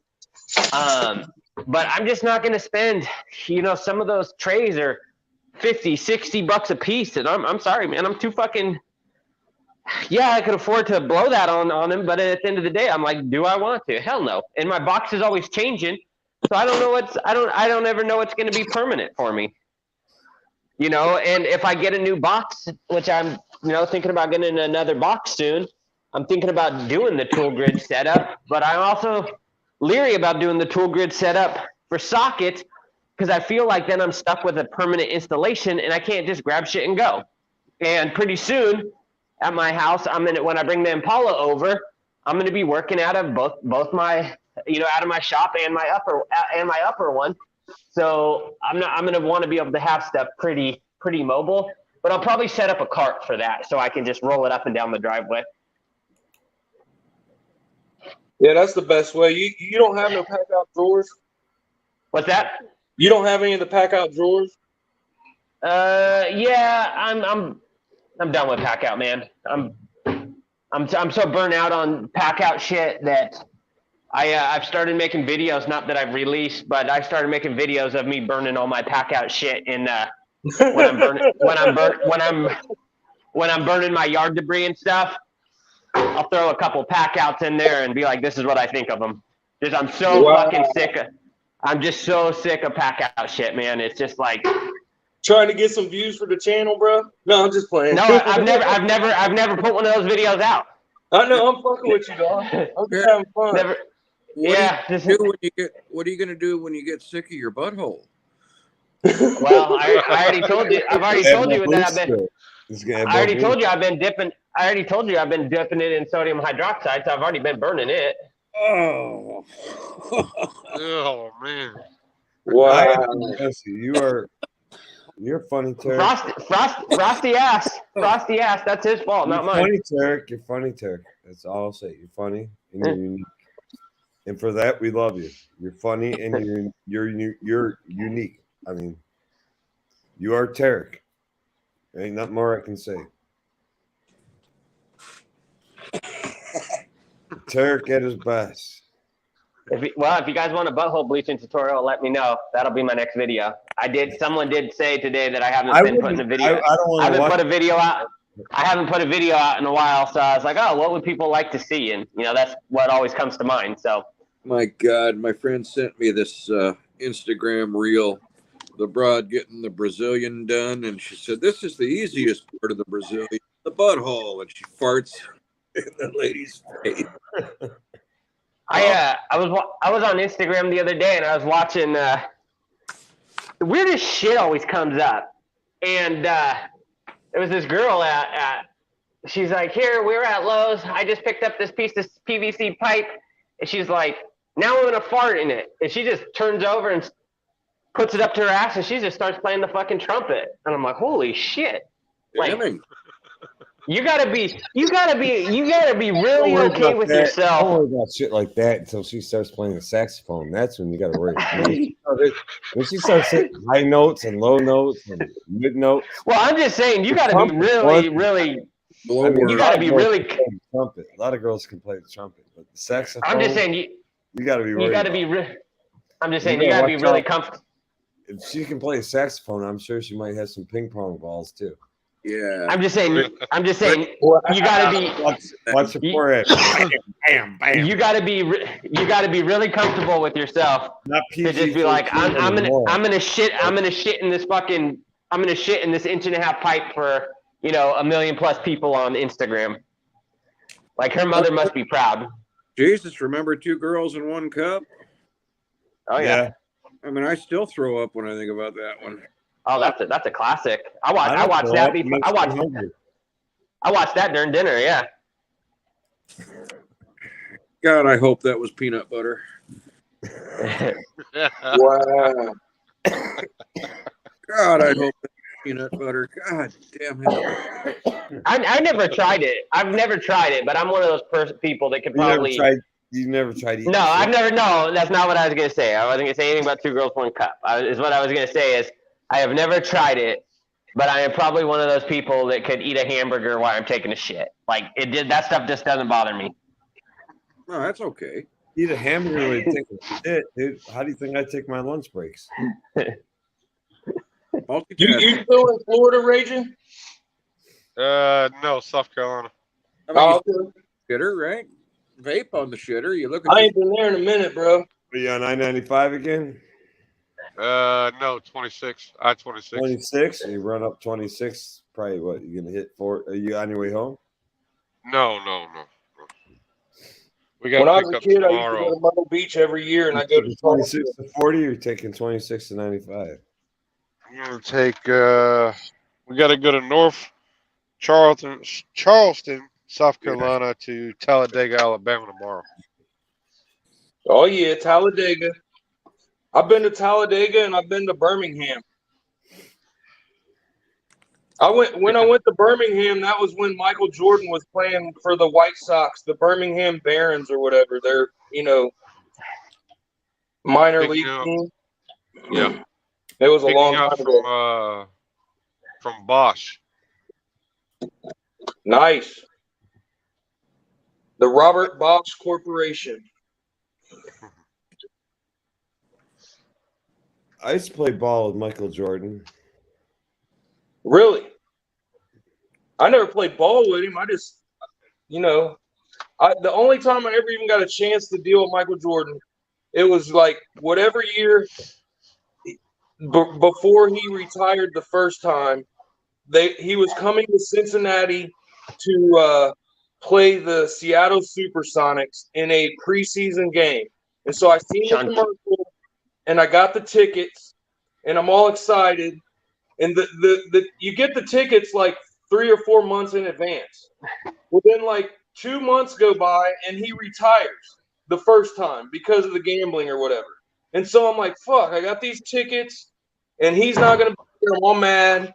And the worst thing was, like, my dad, he had worked for the bicentennial commission that was for the city of Cincinnati. And so I knew all the ins and outs of Cincinnati. I could get you anywhere, meet anybody. And so, of course, when they did come, Jordan's not playing. But I got to meet the whole team, Phil Jackson, Scottie Pippen. I remember when I walked to the bus, my dude, I'm like, 12 or something, 13, I can't remember. And we look up in the bus, and my dude, like, oh my God, he said, holy shit, you could see Scottie Pippen's nose in the tinted windows of the bus. You knew exactly who it was, you know what I'm saying? But we got to meet the whole team, and then, when we went, I met John Kemp from the Seattle Supersonics and Gary Payton, and I got his autograph on the rookie card.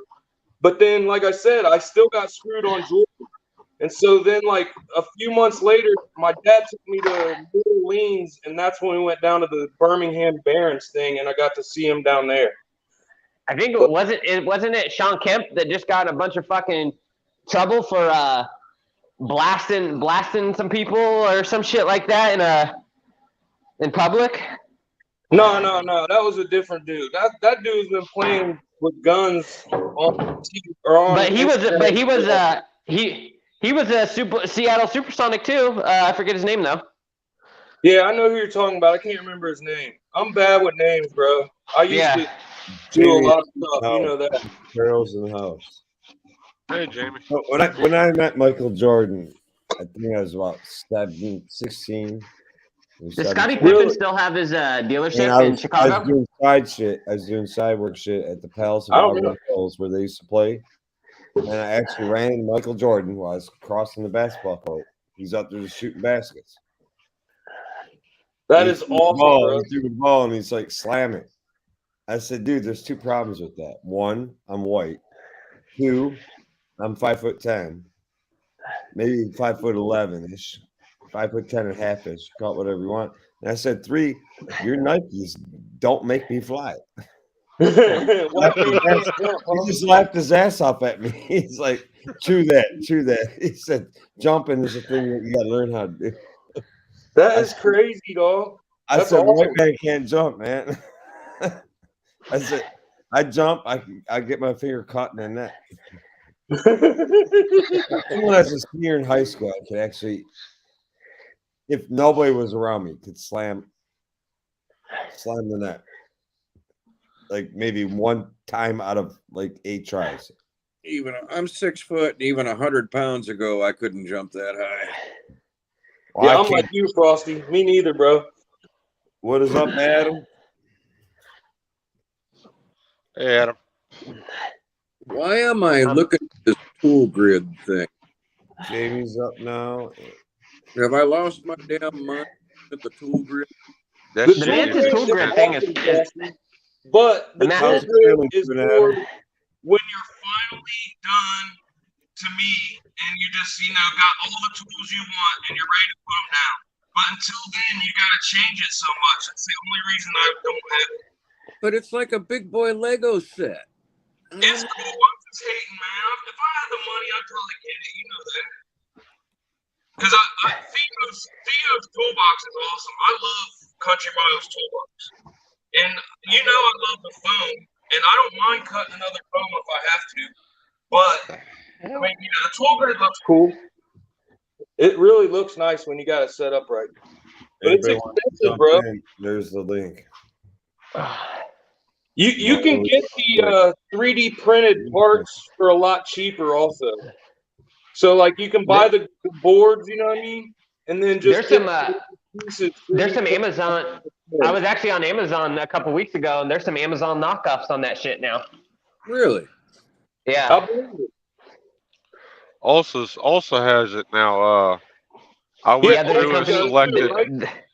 I went through and selected everything I wanted, or everything I thought I needed to retrofit the whole toolbox, pretty much every drawer.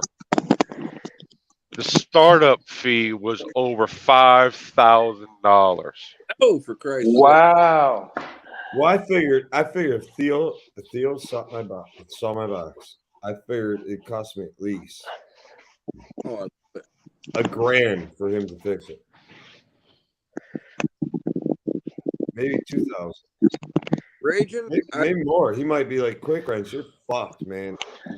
You got shit everywhere. Advisors here. They're My shit ain't organized at all, man. That's why we ain't seen no toolbox tour yet, huh? It's coming. It's coming. You're good, bro. You know I'm just messing with you. At least you get the It's teeth keeping me on my fucking heels, though. now. I've cleaned it up, about half of it. About half the box I've neatened up. I prefer Yeah, dirty fair. boxes. I'm just cheap, man. I don't want to buy another box, but I'm gonna have to. You got to, bro. You deserve it, dog. You've worked so long. You should deserve never- it, bro. You never pay for box.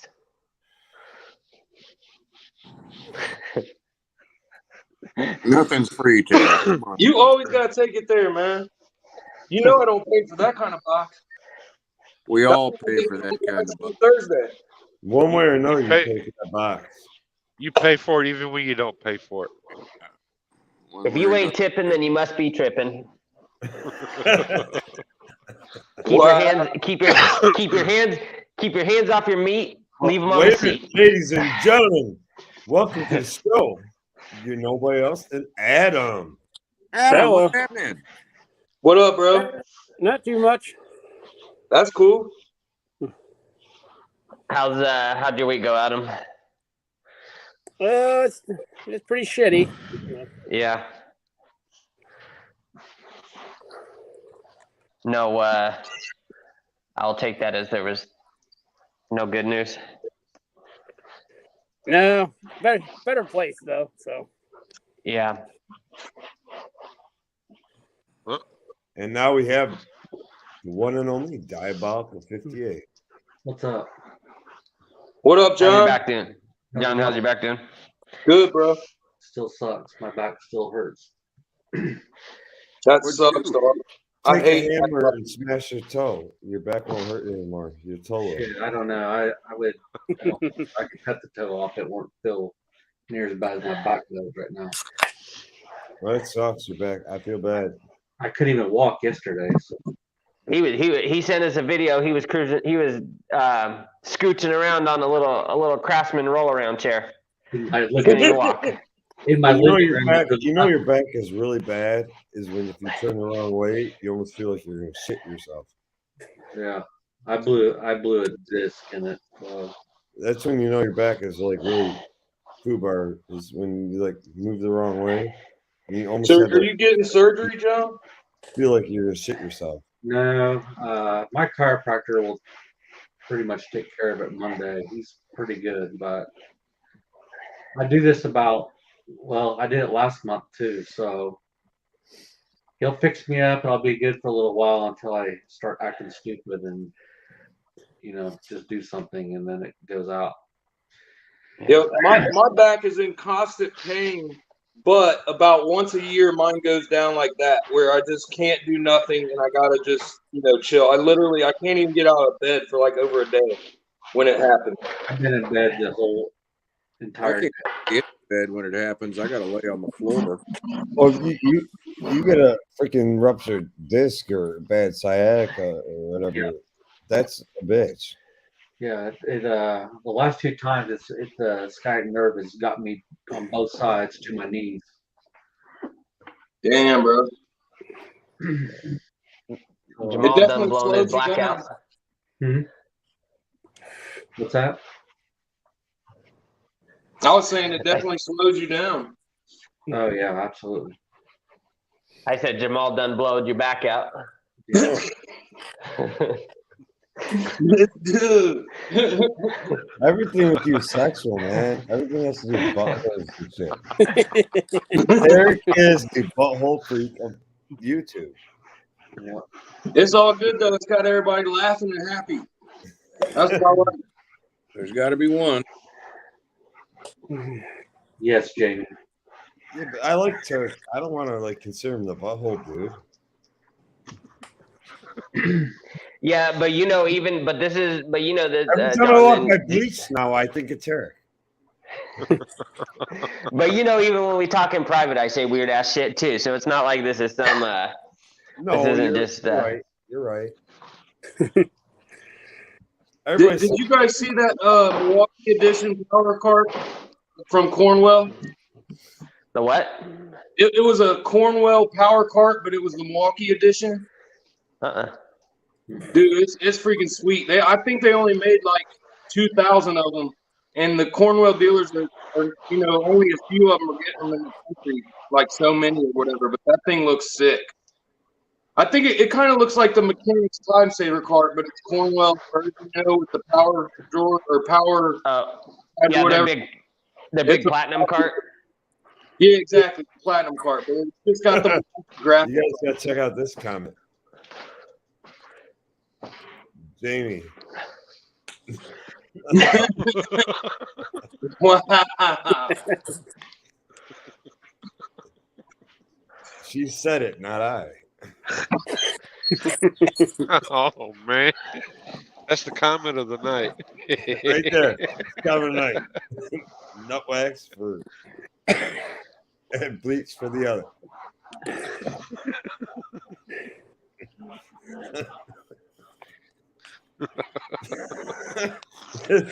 Jamie, that's funny as hell. The more I think about it, it's funnier the more I think. I'm sorry, but the way those two comments just coexist with each other, that's just wrong. You got Jamie talking about nut wax and butthole bleach. He brings up a comment. Where can I go see that? Oh man, That's interesting. Jamie, I'm just an idiot living in a lonely world. No, Jamie, you're a fucking genius at times. All the time. Don't ever underestimate yourself, Jamie. I think I seen Jamie was on BSS Small Engines live stream. It was right when I was coming on. I looked on my feed on the other phone and I seen it, but I was already coming on here. Your audio is terrible. It's been going in and out. Yeah, you sound a million miles away. My fault because of this damn phone. I was about dead. I think it's been fine all night. It's bad. No, now. it's done it a couple times.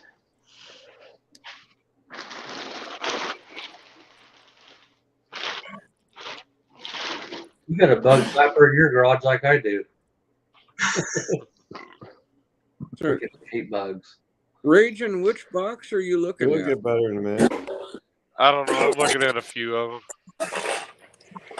Yeah, we got a creek right behind my house, so the mosquitoes are bad. And so anytime I open the door, I turn the bug zapper on, and then for about a half an hour, I turn all the lights off and make sure they're all dead before I can even come out here. Yeah. I was watching the news the other night, and they were saying that this is getting right now and throughout the summer that this is going to be the worst mosquito population that they've seen in over a decade, and to do whatever you can to get rid of them.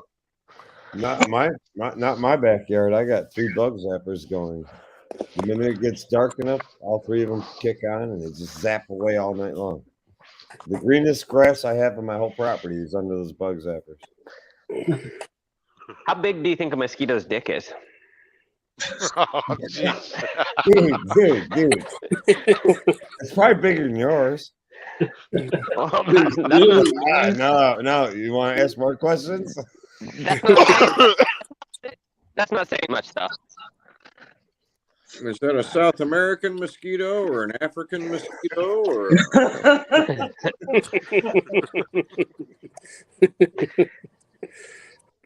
So for real though, what is the best thing for the outside? Because I've got the inside taken care of, but I just got this house like a year ago, and what should I put on? Should I get more bug zappers, or should I get those little like things that you hang in the trees, or what's the best for the outside for the mosquitoes? Bug zappers work Bug zappers work good. Any standing water, anything like that, dump bleach in it.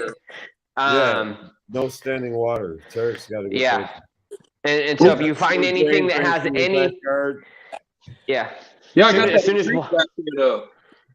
Yeah, so the creek, so as long as the water in the creek moves, you're good. But if that water is stagnant, it'll fucking then that's when they'll start growing. But you can you can order them on Amazon and they're not expensive. They're mosquito pellets. You can throw those in the creek, and that'll treat your area real good. You can spray too, but you really need to have all your at least if you have neighbors, get them on board too. At least each side. We've done that. We've done that, John, before. We got all the neighbors on board, not just for that, but we did for bees one year. Yeah.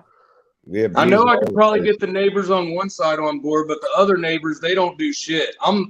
My yard looks nice, but their yard is always fucked up. Well, we got hammered. Well, they probably if their shit's all overgrown and fucked up, then they probably got a bunch over there, and maybe ask them if because the shit to deal with them isn't expensive. Maybe ask them, hey, do you care if I fucking cut your grass and treat for mosquitoes for my own fucking sake? Yeah, I was actually thinking about doing that, bro. That's probably a good idea. I might because that's the other thing they do is they lie in wait in tall grass, and that's how they get animals and shit to bite them. So if they got decently tall grass and weeds and shit, then do what you can to fucking cut that shit down and get rid of it.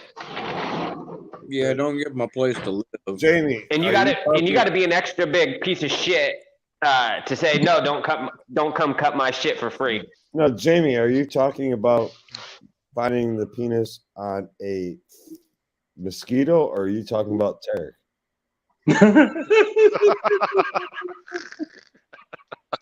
I know Tarek's got a good microscope. That's the only reason I'm questioning shit. Well, didn't we just agree that they're basically one and the same? So if you find it on a mosquito, there's a good chance you'll find it on me. Wow. Holy shit. That's guy. He might not have a big dick, but he doesn't have a mosquito dick because he makes a joke about it. Whatever he's got, he's comfortable with it. That's right. It don't matter. You can't change it unless you pay a lot of money. Yeah, money will change about anything, right? I guess you could say that. It depends on who you're talking about.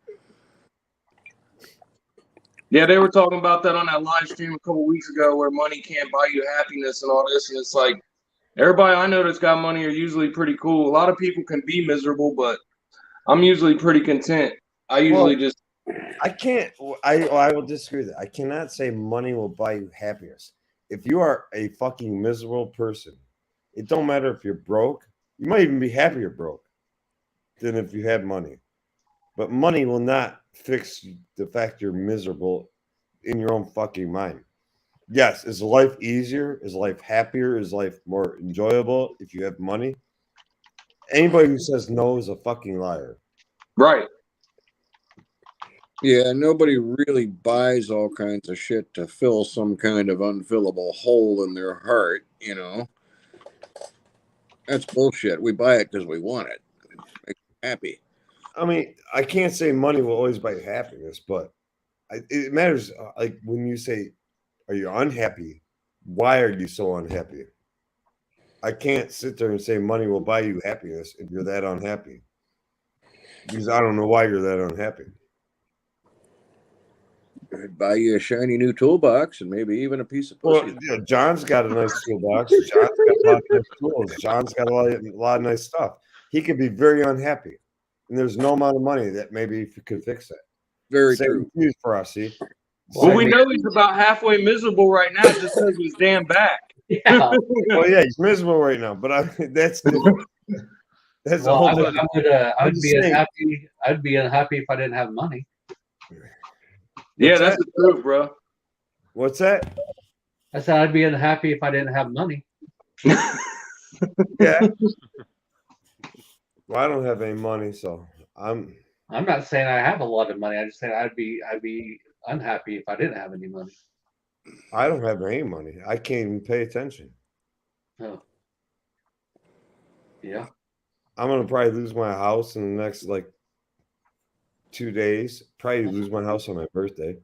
Oh no. And my kids are probably gonna like steal my cars, and my dogs will probably eat my breakfast tomorrow. And Oh, Well, I'll probably be Dave, on a don't feel too bad, Dave. My mom kicked me out of the basement. I'm not getting meatloaf anymore, and she's put me out in the fucking Rubbermaid shed. So, Oh, come on. Mom, where's the meatloaf? And Terry, I guarantee you half the people that you say that to don't even know what movie you're talking about. well, I'm not talking about anyone. I'm just speaking general facts. There's a movie. What the fuck was the name of it?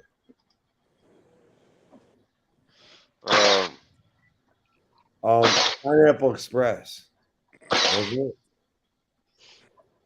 I don't know if it's There's a bunch of memes too about that shit. Was it Pineapple Express though? No, or Wedding Crashers.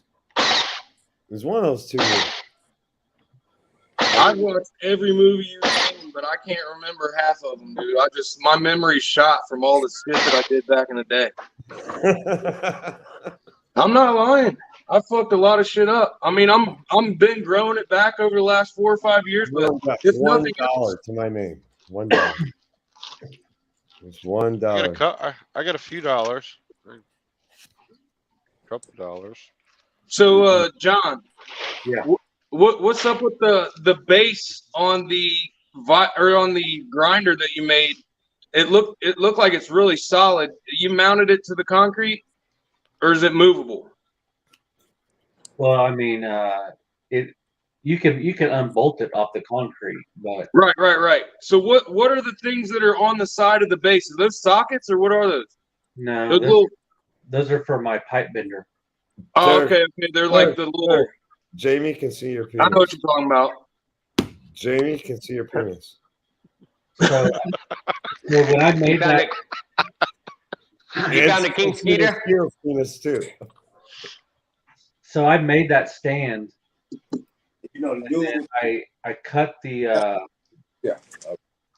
I cut that bracket off that held the stuff for the pipe bender.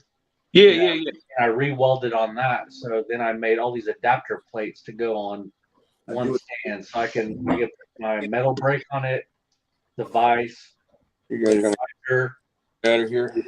2 pipe benders, Well, we gotta get my truck out. and I think that's it. All on one stand, so that it take up any more room in my garage.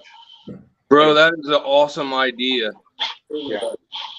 That's freaking smart, dog. Cause so like you probably heard me. Like I was a machinist by trade, and so when I first moved into this house, set it up a certain way.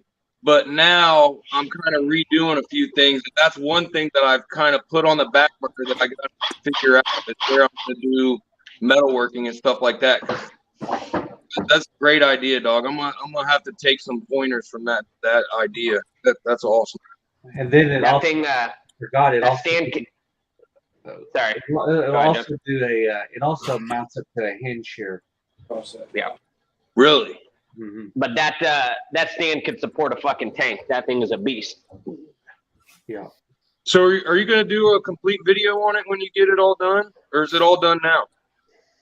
It's pretty much all done now. I got a few things I'm kind of waiting on, but Yeah, when you get it finished up, make sure you do a video so I can pick your brain, dude, because that's what I do. I like to see what people do and then learn from it. You know what I mean?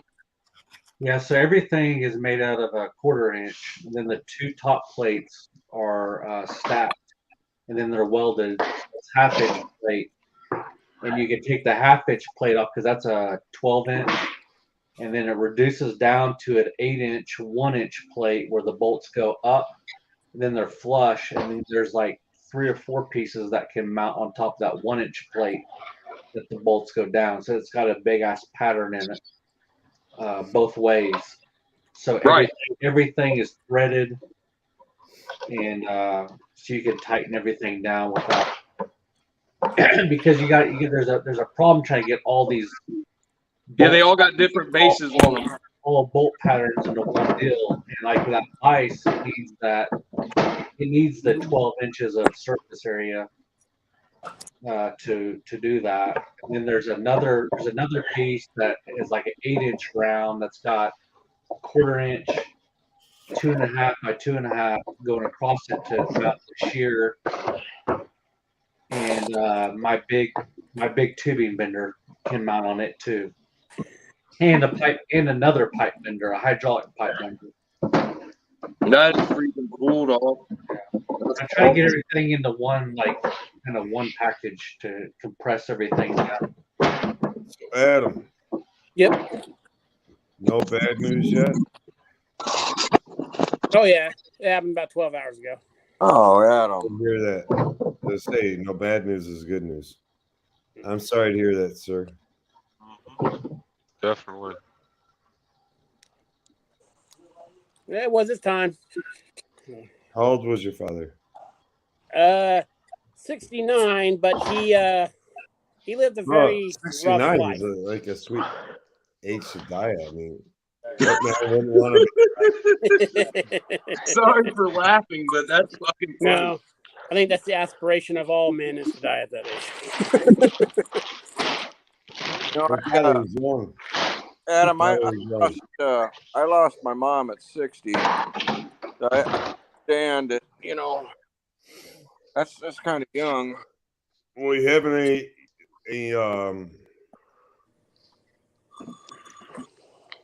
Is it locked? are you having like It's locked. anything for your father? Or not till probably the fall. no burial, Or that's no locked. funeral, no. No, he wanted to be turned in the ashes, and there's a certain place he wanted dumped at. Locked? I understand. Shockingly, my father said the same thing to me, and I never ever expected that. My father said, "I don't want to be buried. I want to be cremated," and I'm like, "What?" And he said the same thing to me a few days before he passed. He knew he was done. No, he had cancer. I mean, he knew he was hitting like the end, and I was shocked by it all. And actually, my father's still in my house right now. He never said where to dump his ashes. He never told you a place? No, he said that mom decided. My mother's still alive, so his Oh, wife. okay. is still alive. Because my dad, we talked about it like probably 3 or 4 years before he died. He had no idea because at that time he was healthy and everything was fine. And he's like, "Yeah, I want cremated. I want you to take me down to Norris Lake down in Tennessee. I've got a little piece of land there, blah, blah, blah." We had it all planned out. And then all of a sudden when he died, and it was just unexpected.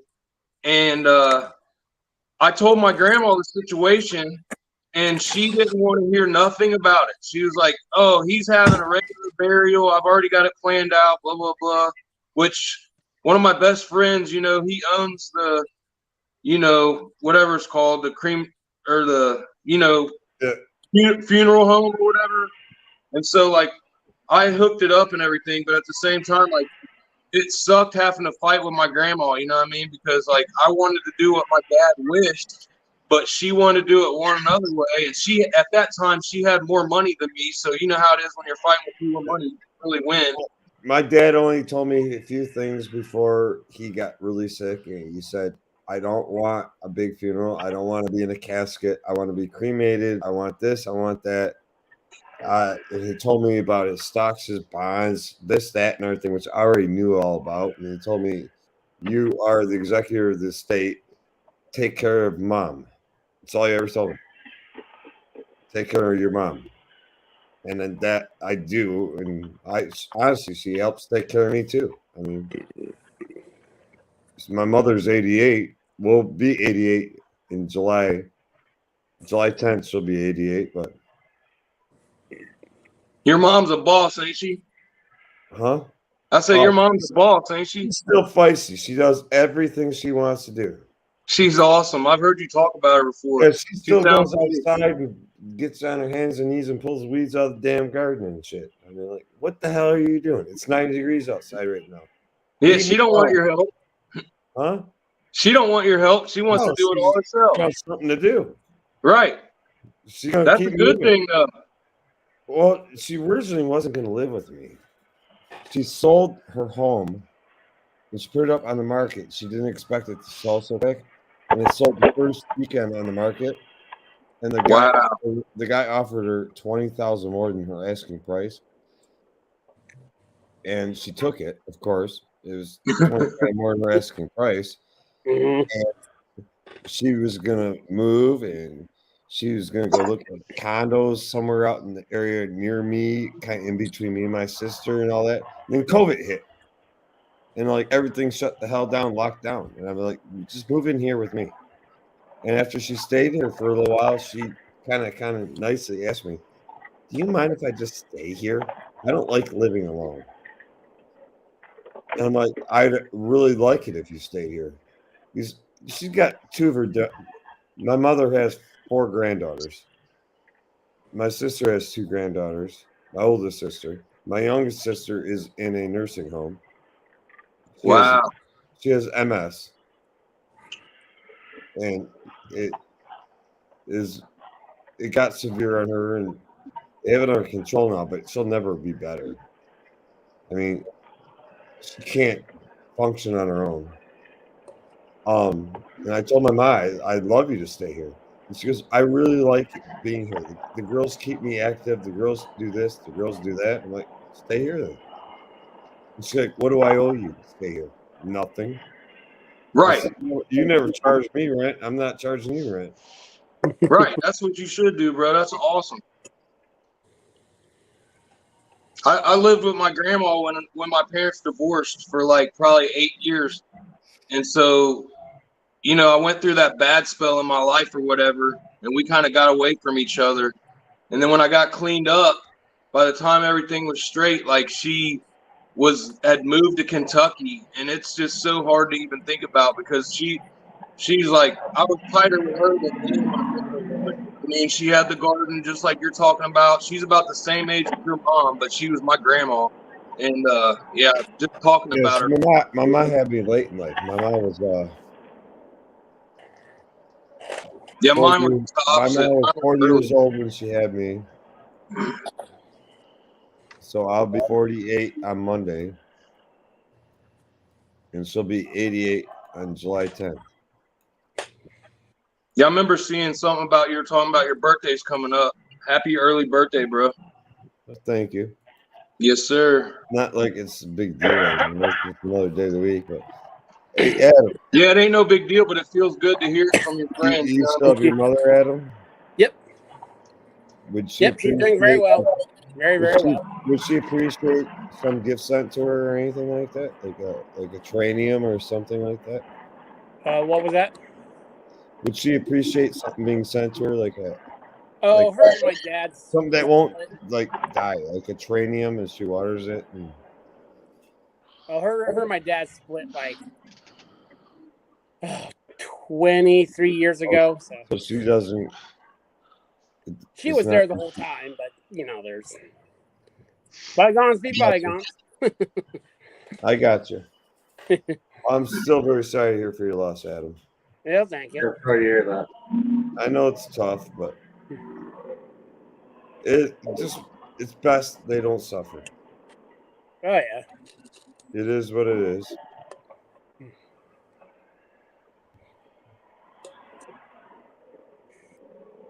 Yeah, suffering would suck, dude.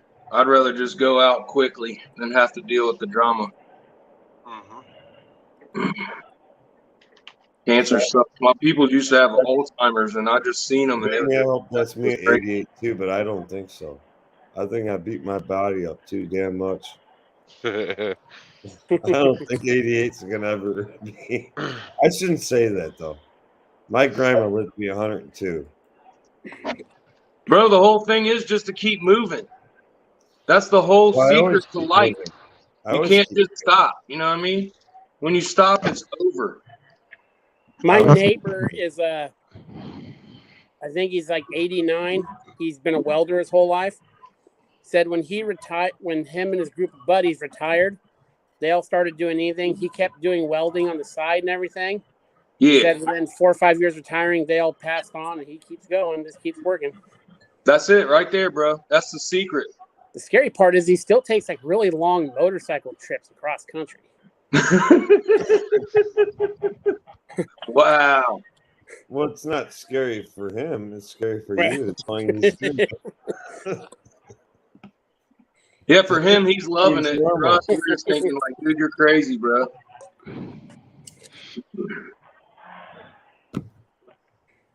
Yeah, the main thing about motorcycles, I think I told you guys before, it's the other people on the roads. You know what I mean? That's the thing I worry about on a motorcycle. These people are crazy. Like, I could People just don't respect, you all people over the don't place. respect Agent. bikers. People don't respect bikers at all. Now, They I don't will respect say, truck I will say, I don't respect a biker that's being an asshole. I mean, you get in Oh, your yeah. crotch rocket and you're just fucking zooming in and out of traffic like a bat out of hell. Fuck you, dude. But if you're a fucking honest, nice biker, I will stop. I give you all kinds of space. I'll let you do what you got to do. Move over, do whatever. But just don't be an asshole on the road.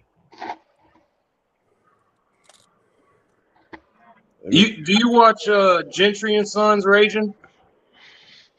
I don't think so. Oh, okay.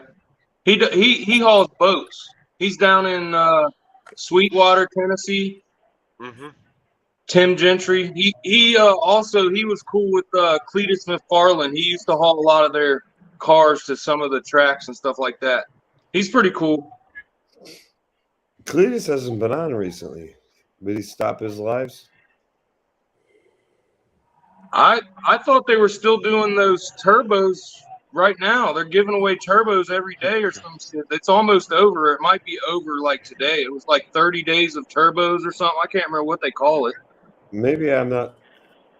Cletus McFarland in Florida. He had that racetrack and he was doing Maybe I'm not. Maybe I don't have a. What's it called? You're probably thinking of stuff with Notification to his channel. maybe that's it. I might not have notification anymore.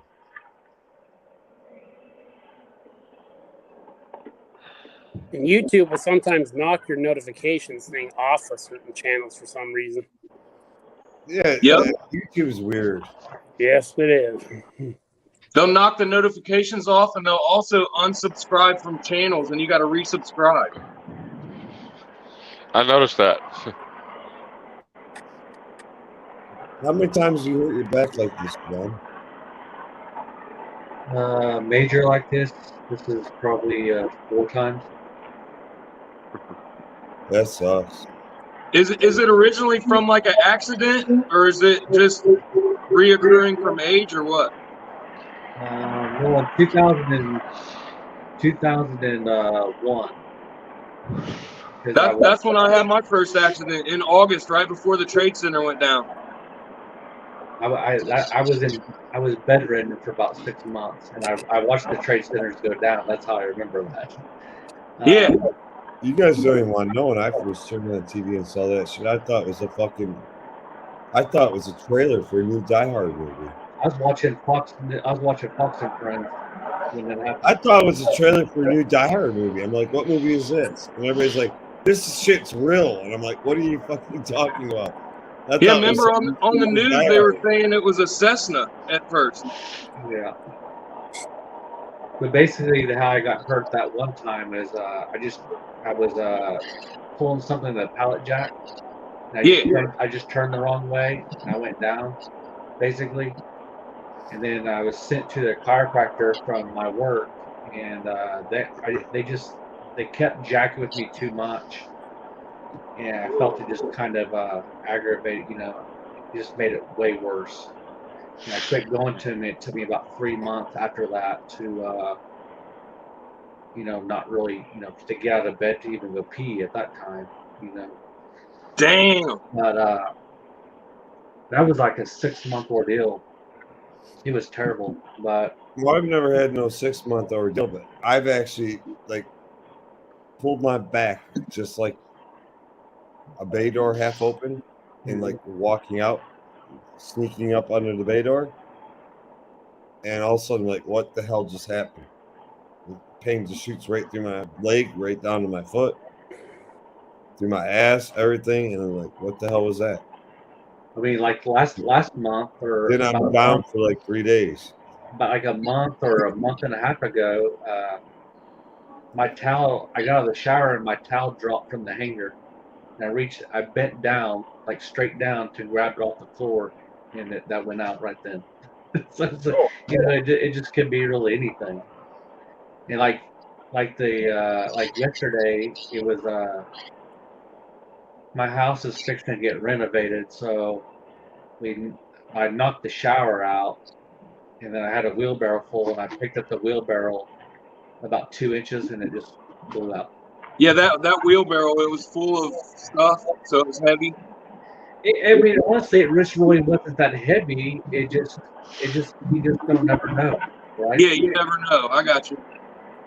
It'd be like a random shooting. You just don't ever know when the hell it's going to happen. So it just took me out. I mean, I don't think the wheelbarrow was that heavy. I just think with, The awkward position your body was in, though. You know what I mean? When you reach down to get it. I don't use a wheelbarrow every day either. So Right. I just it's kind of the same motion that every now and then went out. I shouldn't say it like this. He's got a sweet spot for weak spots somewhere, and nobody knows where it's at exactly. Maybe they do or don't. He's got a sweet spot for weak spot. When it hits that sweet spot for the weak spot, you're done. Yeah, you're done. It's over. Yeah, the back just goes out. But it's like raging, It's I have hundreds of thousands of miles under my belt of driving. So yeah, it's hard on you. A lot of guys don't realize that driving is hard on you, and you're always in that same position, and you're more prone to, I think, anyway, to something, shit happening because you're not used to. I'm not saying I'm not used to physical labor, because I do physical labor every day, but it doesn't help the situation sitting on your ass for 700,000 or 800,000 miles. Nope. Yeah, driving will kill you, dude.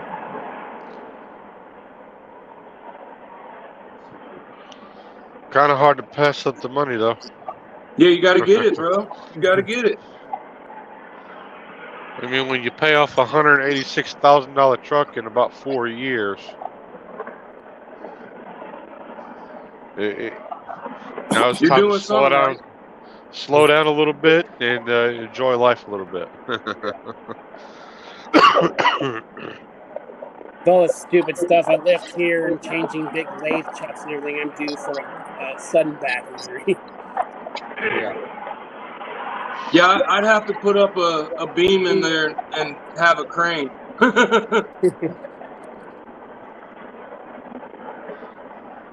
Those lathe chucks are heavy, dude. I used to do that shit. Yeah. I try to be really careful, anymore about doing stuff, but pretty much everything I described, there's no, you can't prepare for. Like I put basically a jib crane in the back of my dually a while back to move stuff in and out because I can't pick up shit to go put it in the back of the truck. Make it easier on me. Yeah, that's the best thing to do. I always when I teach my son, I'm always telling him like, bro, when you can get help now.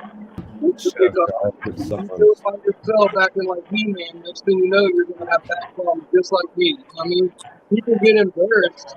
They're like, "Oh, I can pick this up. I'm a badass." And all this. It's like it ain't all about being a badass all the time. Sometimes it's about being smart. You know what I mean? Yeah. That crane idea is a great idea, bro. I got one of those 1,000-pound Harbor Freight hydraulic lift carts. Yeah, I love that thing. That thing has saved my back. Yeah. I used a Harbor Freight motorcycle jack to do transmission transfer case stops. That'd be perfect for that. Yeah, I need one of those tables next. I've been eyeballing them for sure. Yeah, I think Beaver's got one too. But I'd say the Harbor Freight one, you can probably get a better deal on it. I definitely want to get one. Yeah. The small motorcycle jacks work real well too. The ones that are like a screw jack and a pad on either side. They collapse like a deck of cards. Mine's like a scissor jack. And then I just like get it into place and then shimmy it where I need to, and then once the dowels hit the catch and everything lines up, then just run the screws in. It worked. That's how I dropped that Brazilian dump truck transmission out and into my Jeep. Yeah. I used to have a lot more heavy equipment when I was at my old place, but like I said, I lost a lot of stuff in a storage unit like probably 7 years ago or something, so I'm just building all that stuff back up now. I gotta tell these youngsters day in and day out, don't pick that up by yourself. Get somebody to help you. Oh no, I'm fine. No, you're not fine. Get somebody to help you. Exactly, bro. Dude, I'm fine. I can carry that transmission by myself. They ain't shit. There comes a point where you hit your limitations, whether it's strength, fitness, and weight, and you just gotta. You need like hydraulic assistance. Yeah. Like motors. I definitely use a lot of hydraulic assistance nowadays. In my young days, I used to like change the motor or trans mount. I used to just like loosen it all up and just lift that son of a bitch up. Put the bolt in, do all that shit, set back down, tighten it up. You already know I have my knees in the air. Not good on the body. It's not good on the body, and I know you know that, Jamie. Thanks for joining, Jamie. You make me feel special, man. Nah, I wouldn't say that. It's Saturday night and figured, hey, I'll just hang out because it's dark and I'm not doing anything on the truck and I'm just in my camper. So, Well, thanks for jumping in. I'm sure the rest for accepting. The rest of the panel, I sure appreciates it. Everybody likes talking to you. It's been a while since I've seen a lot on live. Well, it's been a while since I've seen Diabolical up on live. Yeah, I don't come on too often, but Tarek, I know you pop in and out. Gee, Scuba Steve is in the house. Yeah, I ain't heard Tarek talk in a minute. Yeah, He's gone, isn't he? he's in the John. Yeah. Is he still on? No. Yeah, I was out using the table saw, so I muted myself.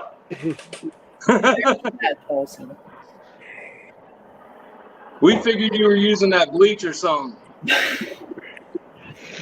Man. No, if I were doing that, I'd be letting you guys experience it with me. Oh, No. Gross. No. Sharing is caring. No, that's no pass. Do you have to use those oversized clear gloves? Well, I have to use like because of the condition mine is in. I have to use like the ones Baseball rated glove? for caustic material. Oh my god, I can't. Catcher's mitt. You're gonna get me. I am influenced easy, and once I start, like I just go from 0 to 100. You know, my daily condition report on my butthole is usually not very good. So This guy. Wow. They make plugs for that, you know. they make what? They make plugs for that, you know. Yeah. It hurts so good though. Tarek, just dip a bowling pin in the bleach and use that as an applicator. Wow. Fuck that. What the fuck? Oh my god, no. Oh. Ow, my brain. No.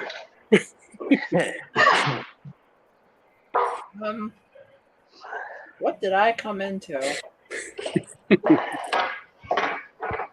We were That's talking. what happens when we put Terry back in school. Gotta go back to mute, bro.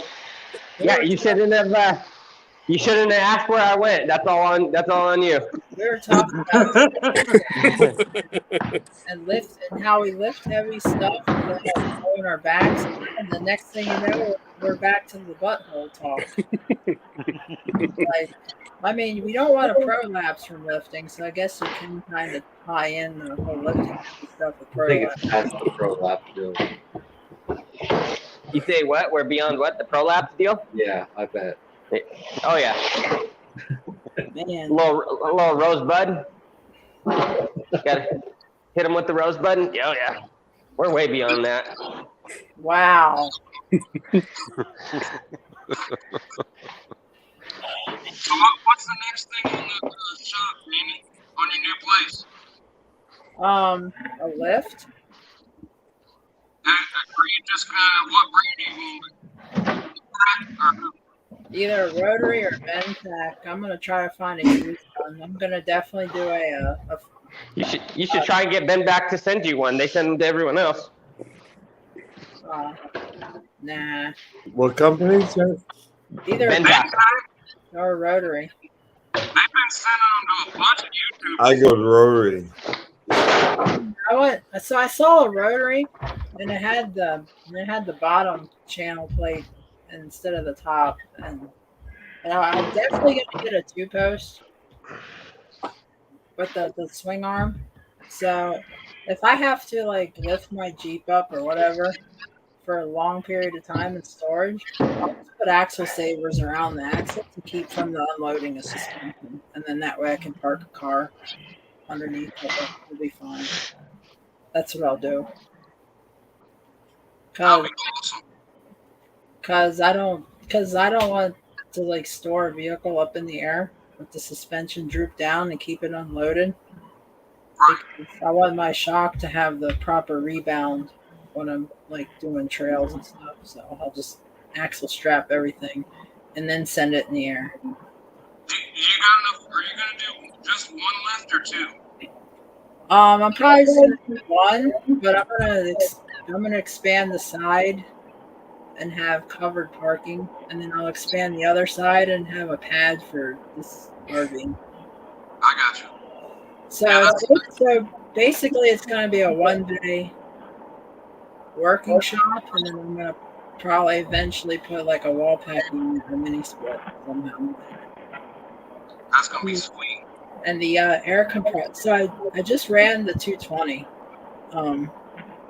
The lines, and it's separate from the house electricity. It's 200 amp service inside the shop. So I'm gonna put a 220 in one area, and I'm gonna have the B-mark point, and I'm gonna have the air compressor on the outside because I don't like working. Are you gonna make a little like shelter for the air compressor? Yeah, it'll essentially sit either in one of the the parking areas because I have a tiny car. Or it'll sit where the RV is because when I park the RV, I want to have it to where I can pull the slides out. The RV would be undercover. Nice. So, because this RV can like double as, I mean, like stay quarters for friends if they want. It's got, I mean, it's got 2 air conditioners and washer and dryer. So.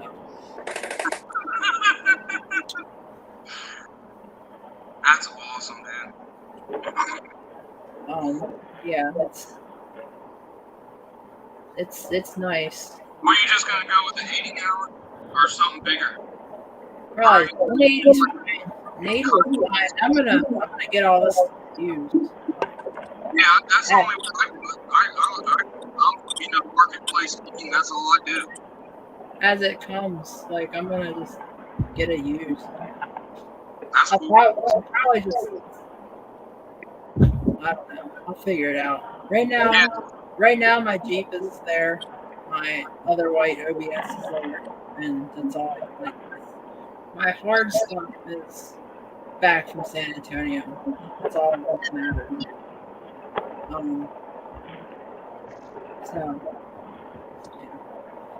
And then I'll just I'll keep the 460 here, and then my tiny car. So I was gonna actually take the 460 to Texas and store it with my other stuff. I'm just gonna drive the 460. Like that thing is, it's fun to drive. Like I have a thing. Huh? I think I told you we bought a 92. I think it had the 460 in it. I bought it like that was like probably a year ago, but I only had it for like a month. It was a project that me and my son were gonna do, but of course we literally got it running, and then a week later it was gone. I was like, where'd it go? Because I was letting him park it at his house, and he's like, I sold it. I'm like, what the hell, bro? So we haven't done no more. I've been giving him no money since then. Because before I was letting him get some money and trying to do his own thing, but it's all good. I mean, I still love him and we're still working together. But as far as like business deals and stuff, I kind of gave that up. There's the non like. There you go. Your audio. You sounded like a cat. Now your audio is good. Yeah, that was good. It sounded like that sucks about the 460. But it 100% sounded like you were talking in the aviation exit from the Simpsons. Thanks for stopping by. See you, Steven. Take care, Steve. But no, that sucks about the 460. But so this is gonna sound weird, but I actually like driving that more than the Cummins.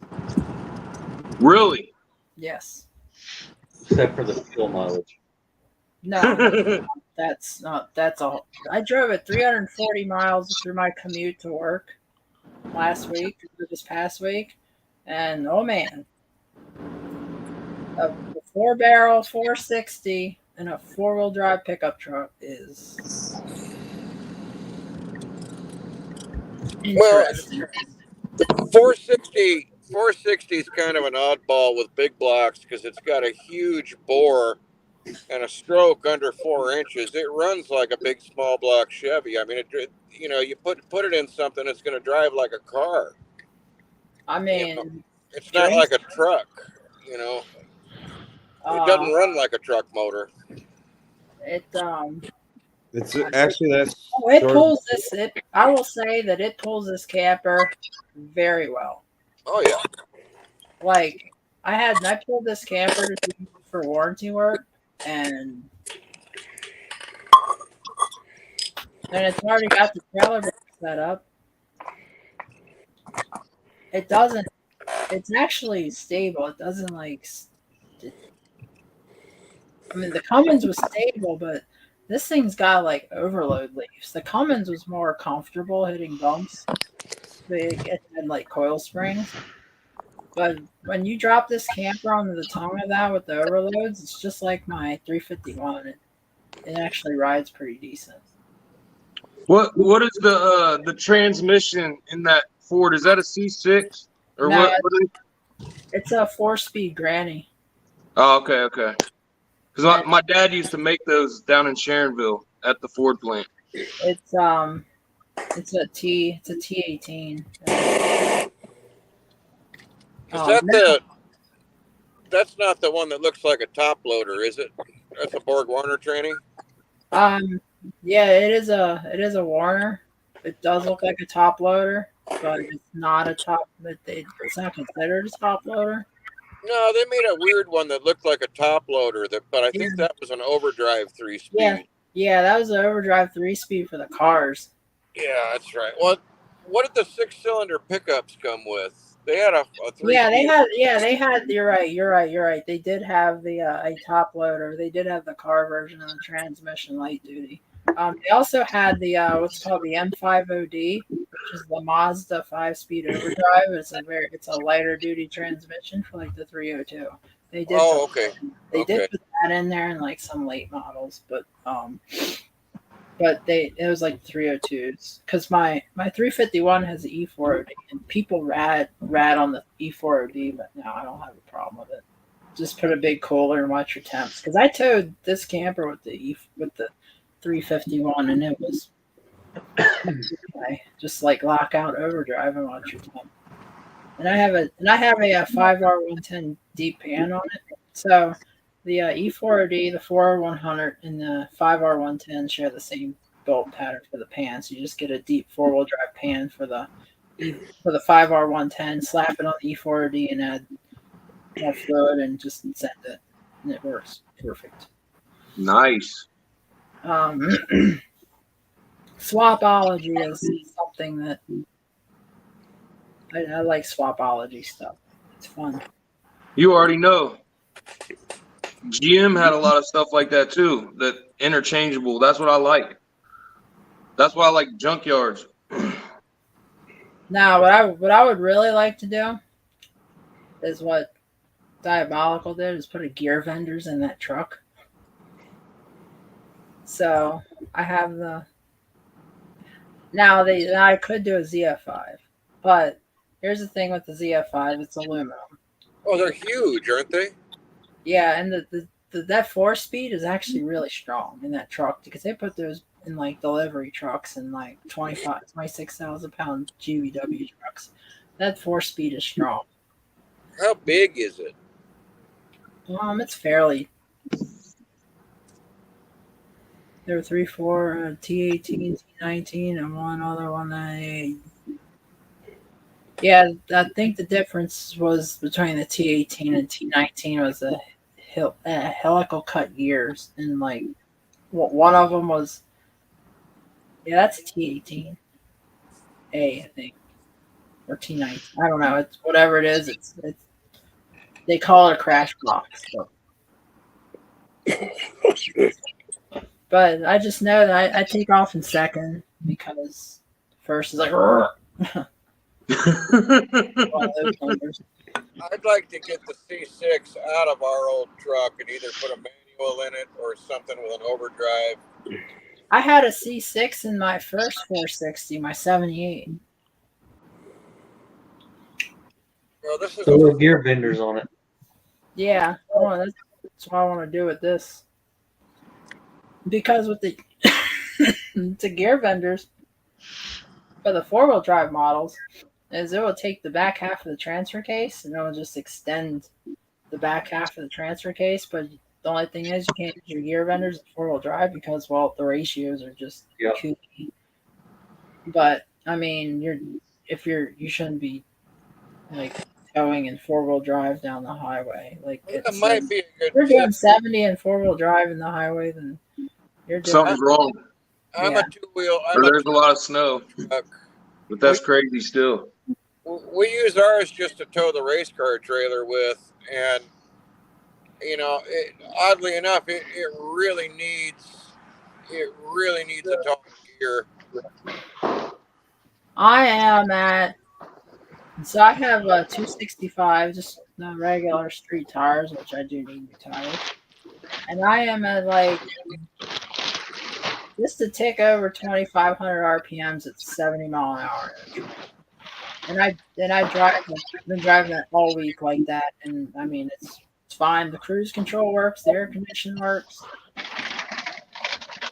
Well, this one don't need to. Mine's over 3,000, and it don't need to turn that high. It's 500. I think it's almost 540 inches. It doesn't need to turn that high. So you have a you said it's a dump truck? Is it like a F Super Duty? No, it's F250. Wow. It's a 460 with a 4300 crank in it. Wow. I think it's 528 or 532. I forget what the bore is. It's big though. Sounds like it's got like a 5:13 ratio. I don't think it's quite a 513. I want to say it's probably got 430s in it. I don't know what's common with a Dana 60 would be either a 410, and the next one up I think is a 4. I think the next one up is a 430. They have for Dana 60, they have a 410, a 456, 488, and 513. For a 10 and a quarter, 10.5, they have the 410s, they have the 430s, and they have the 456. Okay, then this thing's probably a 456, and I need a 54 carrier. It came. Pretty sure it came with 370s, and somebody changed a gear because the speedometer don't work. I mean, it reads, but it reads off. So I'm thinking it's probably got a 456 in it. I'm not sure I don't think there's a carrier brake in the 60s. I know at the Dana 44s, the carrier brake's is like a 390. So, 373 and a 410 is a different carrier. Maybe I just got to find the right gear set. I get very nerdy on gears. It's all good. I'm trying to switch it up. I've had the Fords and I've had the Dodges, but I'm trying to get on Diabolical level. I'm trying to get a Dirty Max. That's my next truck I'm getting. I like that Duramax. That was like the first like deleted Duramax that I've like put physical. Wait, no, That you wrote in. I didn't mean to say that. We got physical in there. The physical Duramax that I've seen, the way that was set up. Like I keep forgetting about mods and stuff. Yeah. It's got a lot more mods since you've been in it last. I've done quite a bit of work. I had quite a bit of work done to it in December. Nah, well, I was meaning that's like a really nice setup truck. Yeah. That truck is sick, bro. Where did I see it on Instagram last or on YouTube? Where you showed it just recently with your upgrades? Yeah, YouTube. Yeah. That was sick, bro.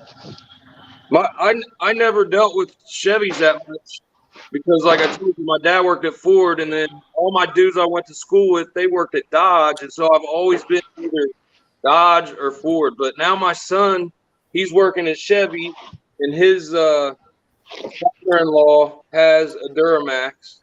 And then I was talking to Speed Wrench, and he was talking about you need to get a Duramax, blah blah blah. And I'm really liking them, dude. They seem beast mode if you get certain ones. You know what I'm saying? LLY. The LB7. Yeah, LB7 too. That's a beast. So I had a 21 Cummins, and from 19 on, they put hydraulic lifters in it. They went from the solids. So what that means is less maintenance, really, because you don't have to do your overheads on 150K. And I'm thinking, I didn't know this, but I was like, oh, it's not going to be a problem. And Like, bought the truck, been driving it, did some mods to it that I won't discuss.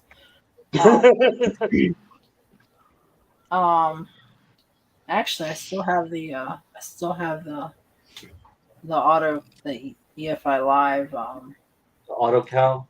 Yeah, I have the auto cal sitting up in the box still. Wonder, I bet I could probably I know I can unlink it. Yeah, actually, I'll show it. Like, I have the auto cal, but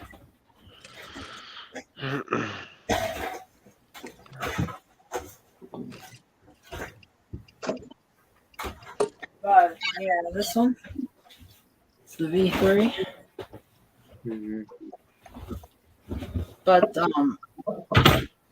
anyway, I digress. So it dropped lifters, right? And I was like, well, okay, it's under warranty. And they were gonna warranty out the lifters and everything. Then it was gonna be a 6-month wait in parts. And it had recalls on it. And I'm like, all right. Do I sit and wait for the truck to go down and get it replaced? Because you can tell when the lifters go out in those newer Cummins they would get that faint, like you can start hearing, like I'm very tuned into like the frequencies of the metal. Yeah. And I was like, all right, I can definitely, something is up. Yeah, that's not a diesel click. That's a metal on metal click there. Well, a lot of people couldn't hear it. And I'm like, no, it's happening. So I drove it to Pennsylvania and back. And it got louder, and now people can start hearing it. So I was like, I know I'm not crazy. Well, I guess technically I am, but whatever. So I get it. They're like, they're going to warranty it. And then they, in 6 months, the dealer just bought it back. And then I was like, you know what? I'm done. I'm done with this new stuff. That was bad. I did all the tasteful stuff, and I just had bad luck with it. Was that the white one? Yeah. Yeah, that thing was sweet. Yeah, I did a fuel system. I did a few things too. 4-inch Flow Pro, ARP head studs. I actually did the head studs in December when it was really cold. That was a very cold day. That was a cold day. Is that when you went to your buddy's shop or whatever? You guys did it there? Yeah. Yeah, I think I remember you posting something about it or reading your comments somewhere. Yeah, that was cold. But What does ARP make a kit for Cummins? yeah, ARP makes they make 2 kits for the Cummins. They make the cool one with the little hex in the ends, so you can thread them in with an Allen. That's what I did. Yep. Oh yeah, that's bitchin'. My rollback has that one. It's studded. Thread them in with an Allen, and then you got a 12-point. Yep. ARP is the shit. It was a pretty Gucci set of head studs. It was expensive too. Yeah. That was the first time I ever studded a diesel. I don't know why more people don't O-ring them. They have they got the O-rings. They got they even make a solid lifter kit for that. And I'm like, wow, I wish I would have known that. I wish I had the shop that I have now. I think there is people that O-ring those diesels for sure. But you're kind of playing with fire there. So if something's got to give, do you want a head gasket to go, or do you want to melt everything? Right? Yeah, that's true. It needs a separate event. You don't want to be like a big black Chevy where the rod bearing is the Yeah. I was only going with a toe tune, and then I did do a switch on the fly tune, but I didn't like it. I like the toe tune better. It was more consistent. But you know, I learned the hard way, of course. That's usually the best way. And You it don't was, think that way at first, but later in life you realize like it happened for a reason. You know what I mean? it was expensive, but I wasn't upside down in the truck. And when they bought it back, I still came out on top. Minus the cost of the mods that I did. You can't beat that. And you learned a lot. Pardon me just a minute, guys. I'll be right back. Yeah, I learned a good bit. I screwed up a good bit too. There ain't nothing wrong with that. That's how you learn. I've done it plenty of times, and some way or another, in the end, it all works out. As long as I'm doing the right thing in my life, one way or another, it works out. So it's worth it. I'm just glad that what I did, they didn't try to find a reason. They couldn't find a reason because I never went down that far into the motor. I got you. To the rotating assembly to try to deny a buyback. Is that what you're saying? Yeah. That's why it always helps to have buddies at the dealership. You know what I mean?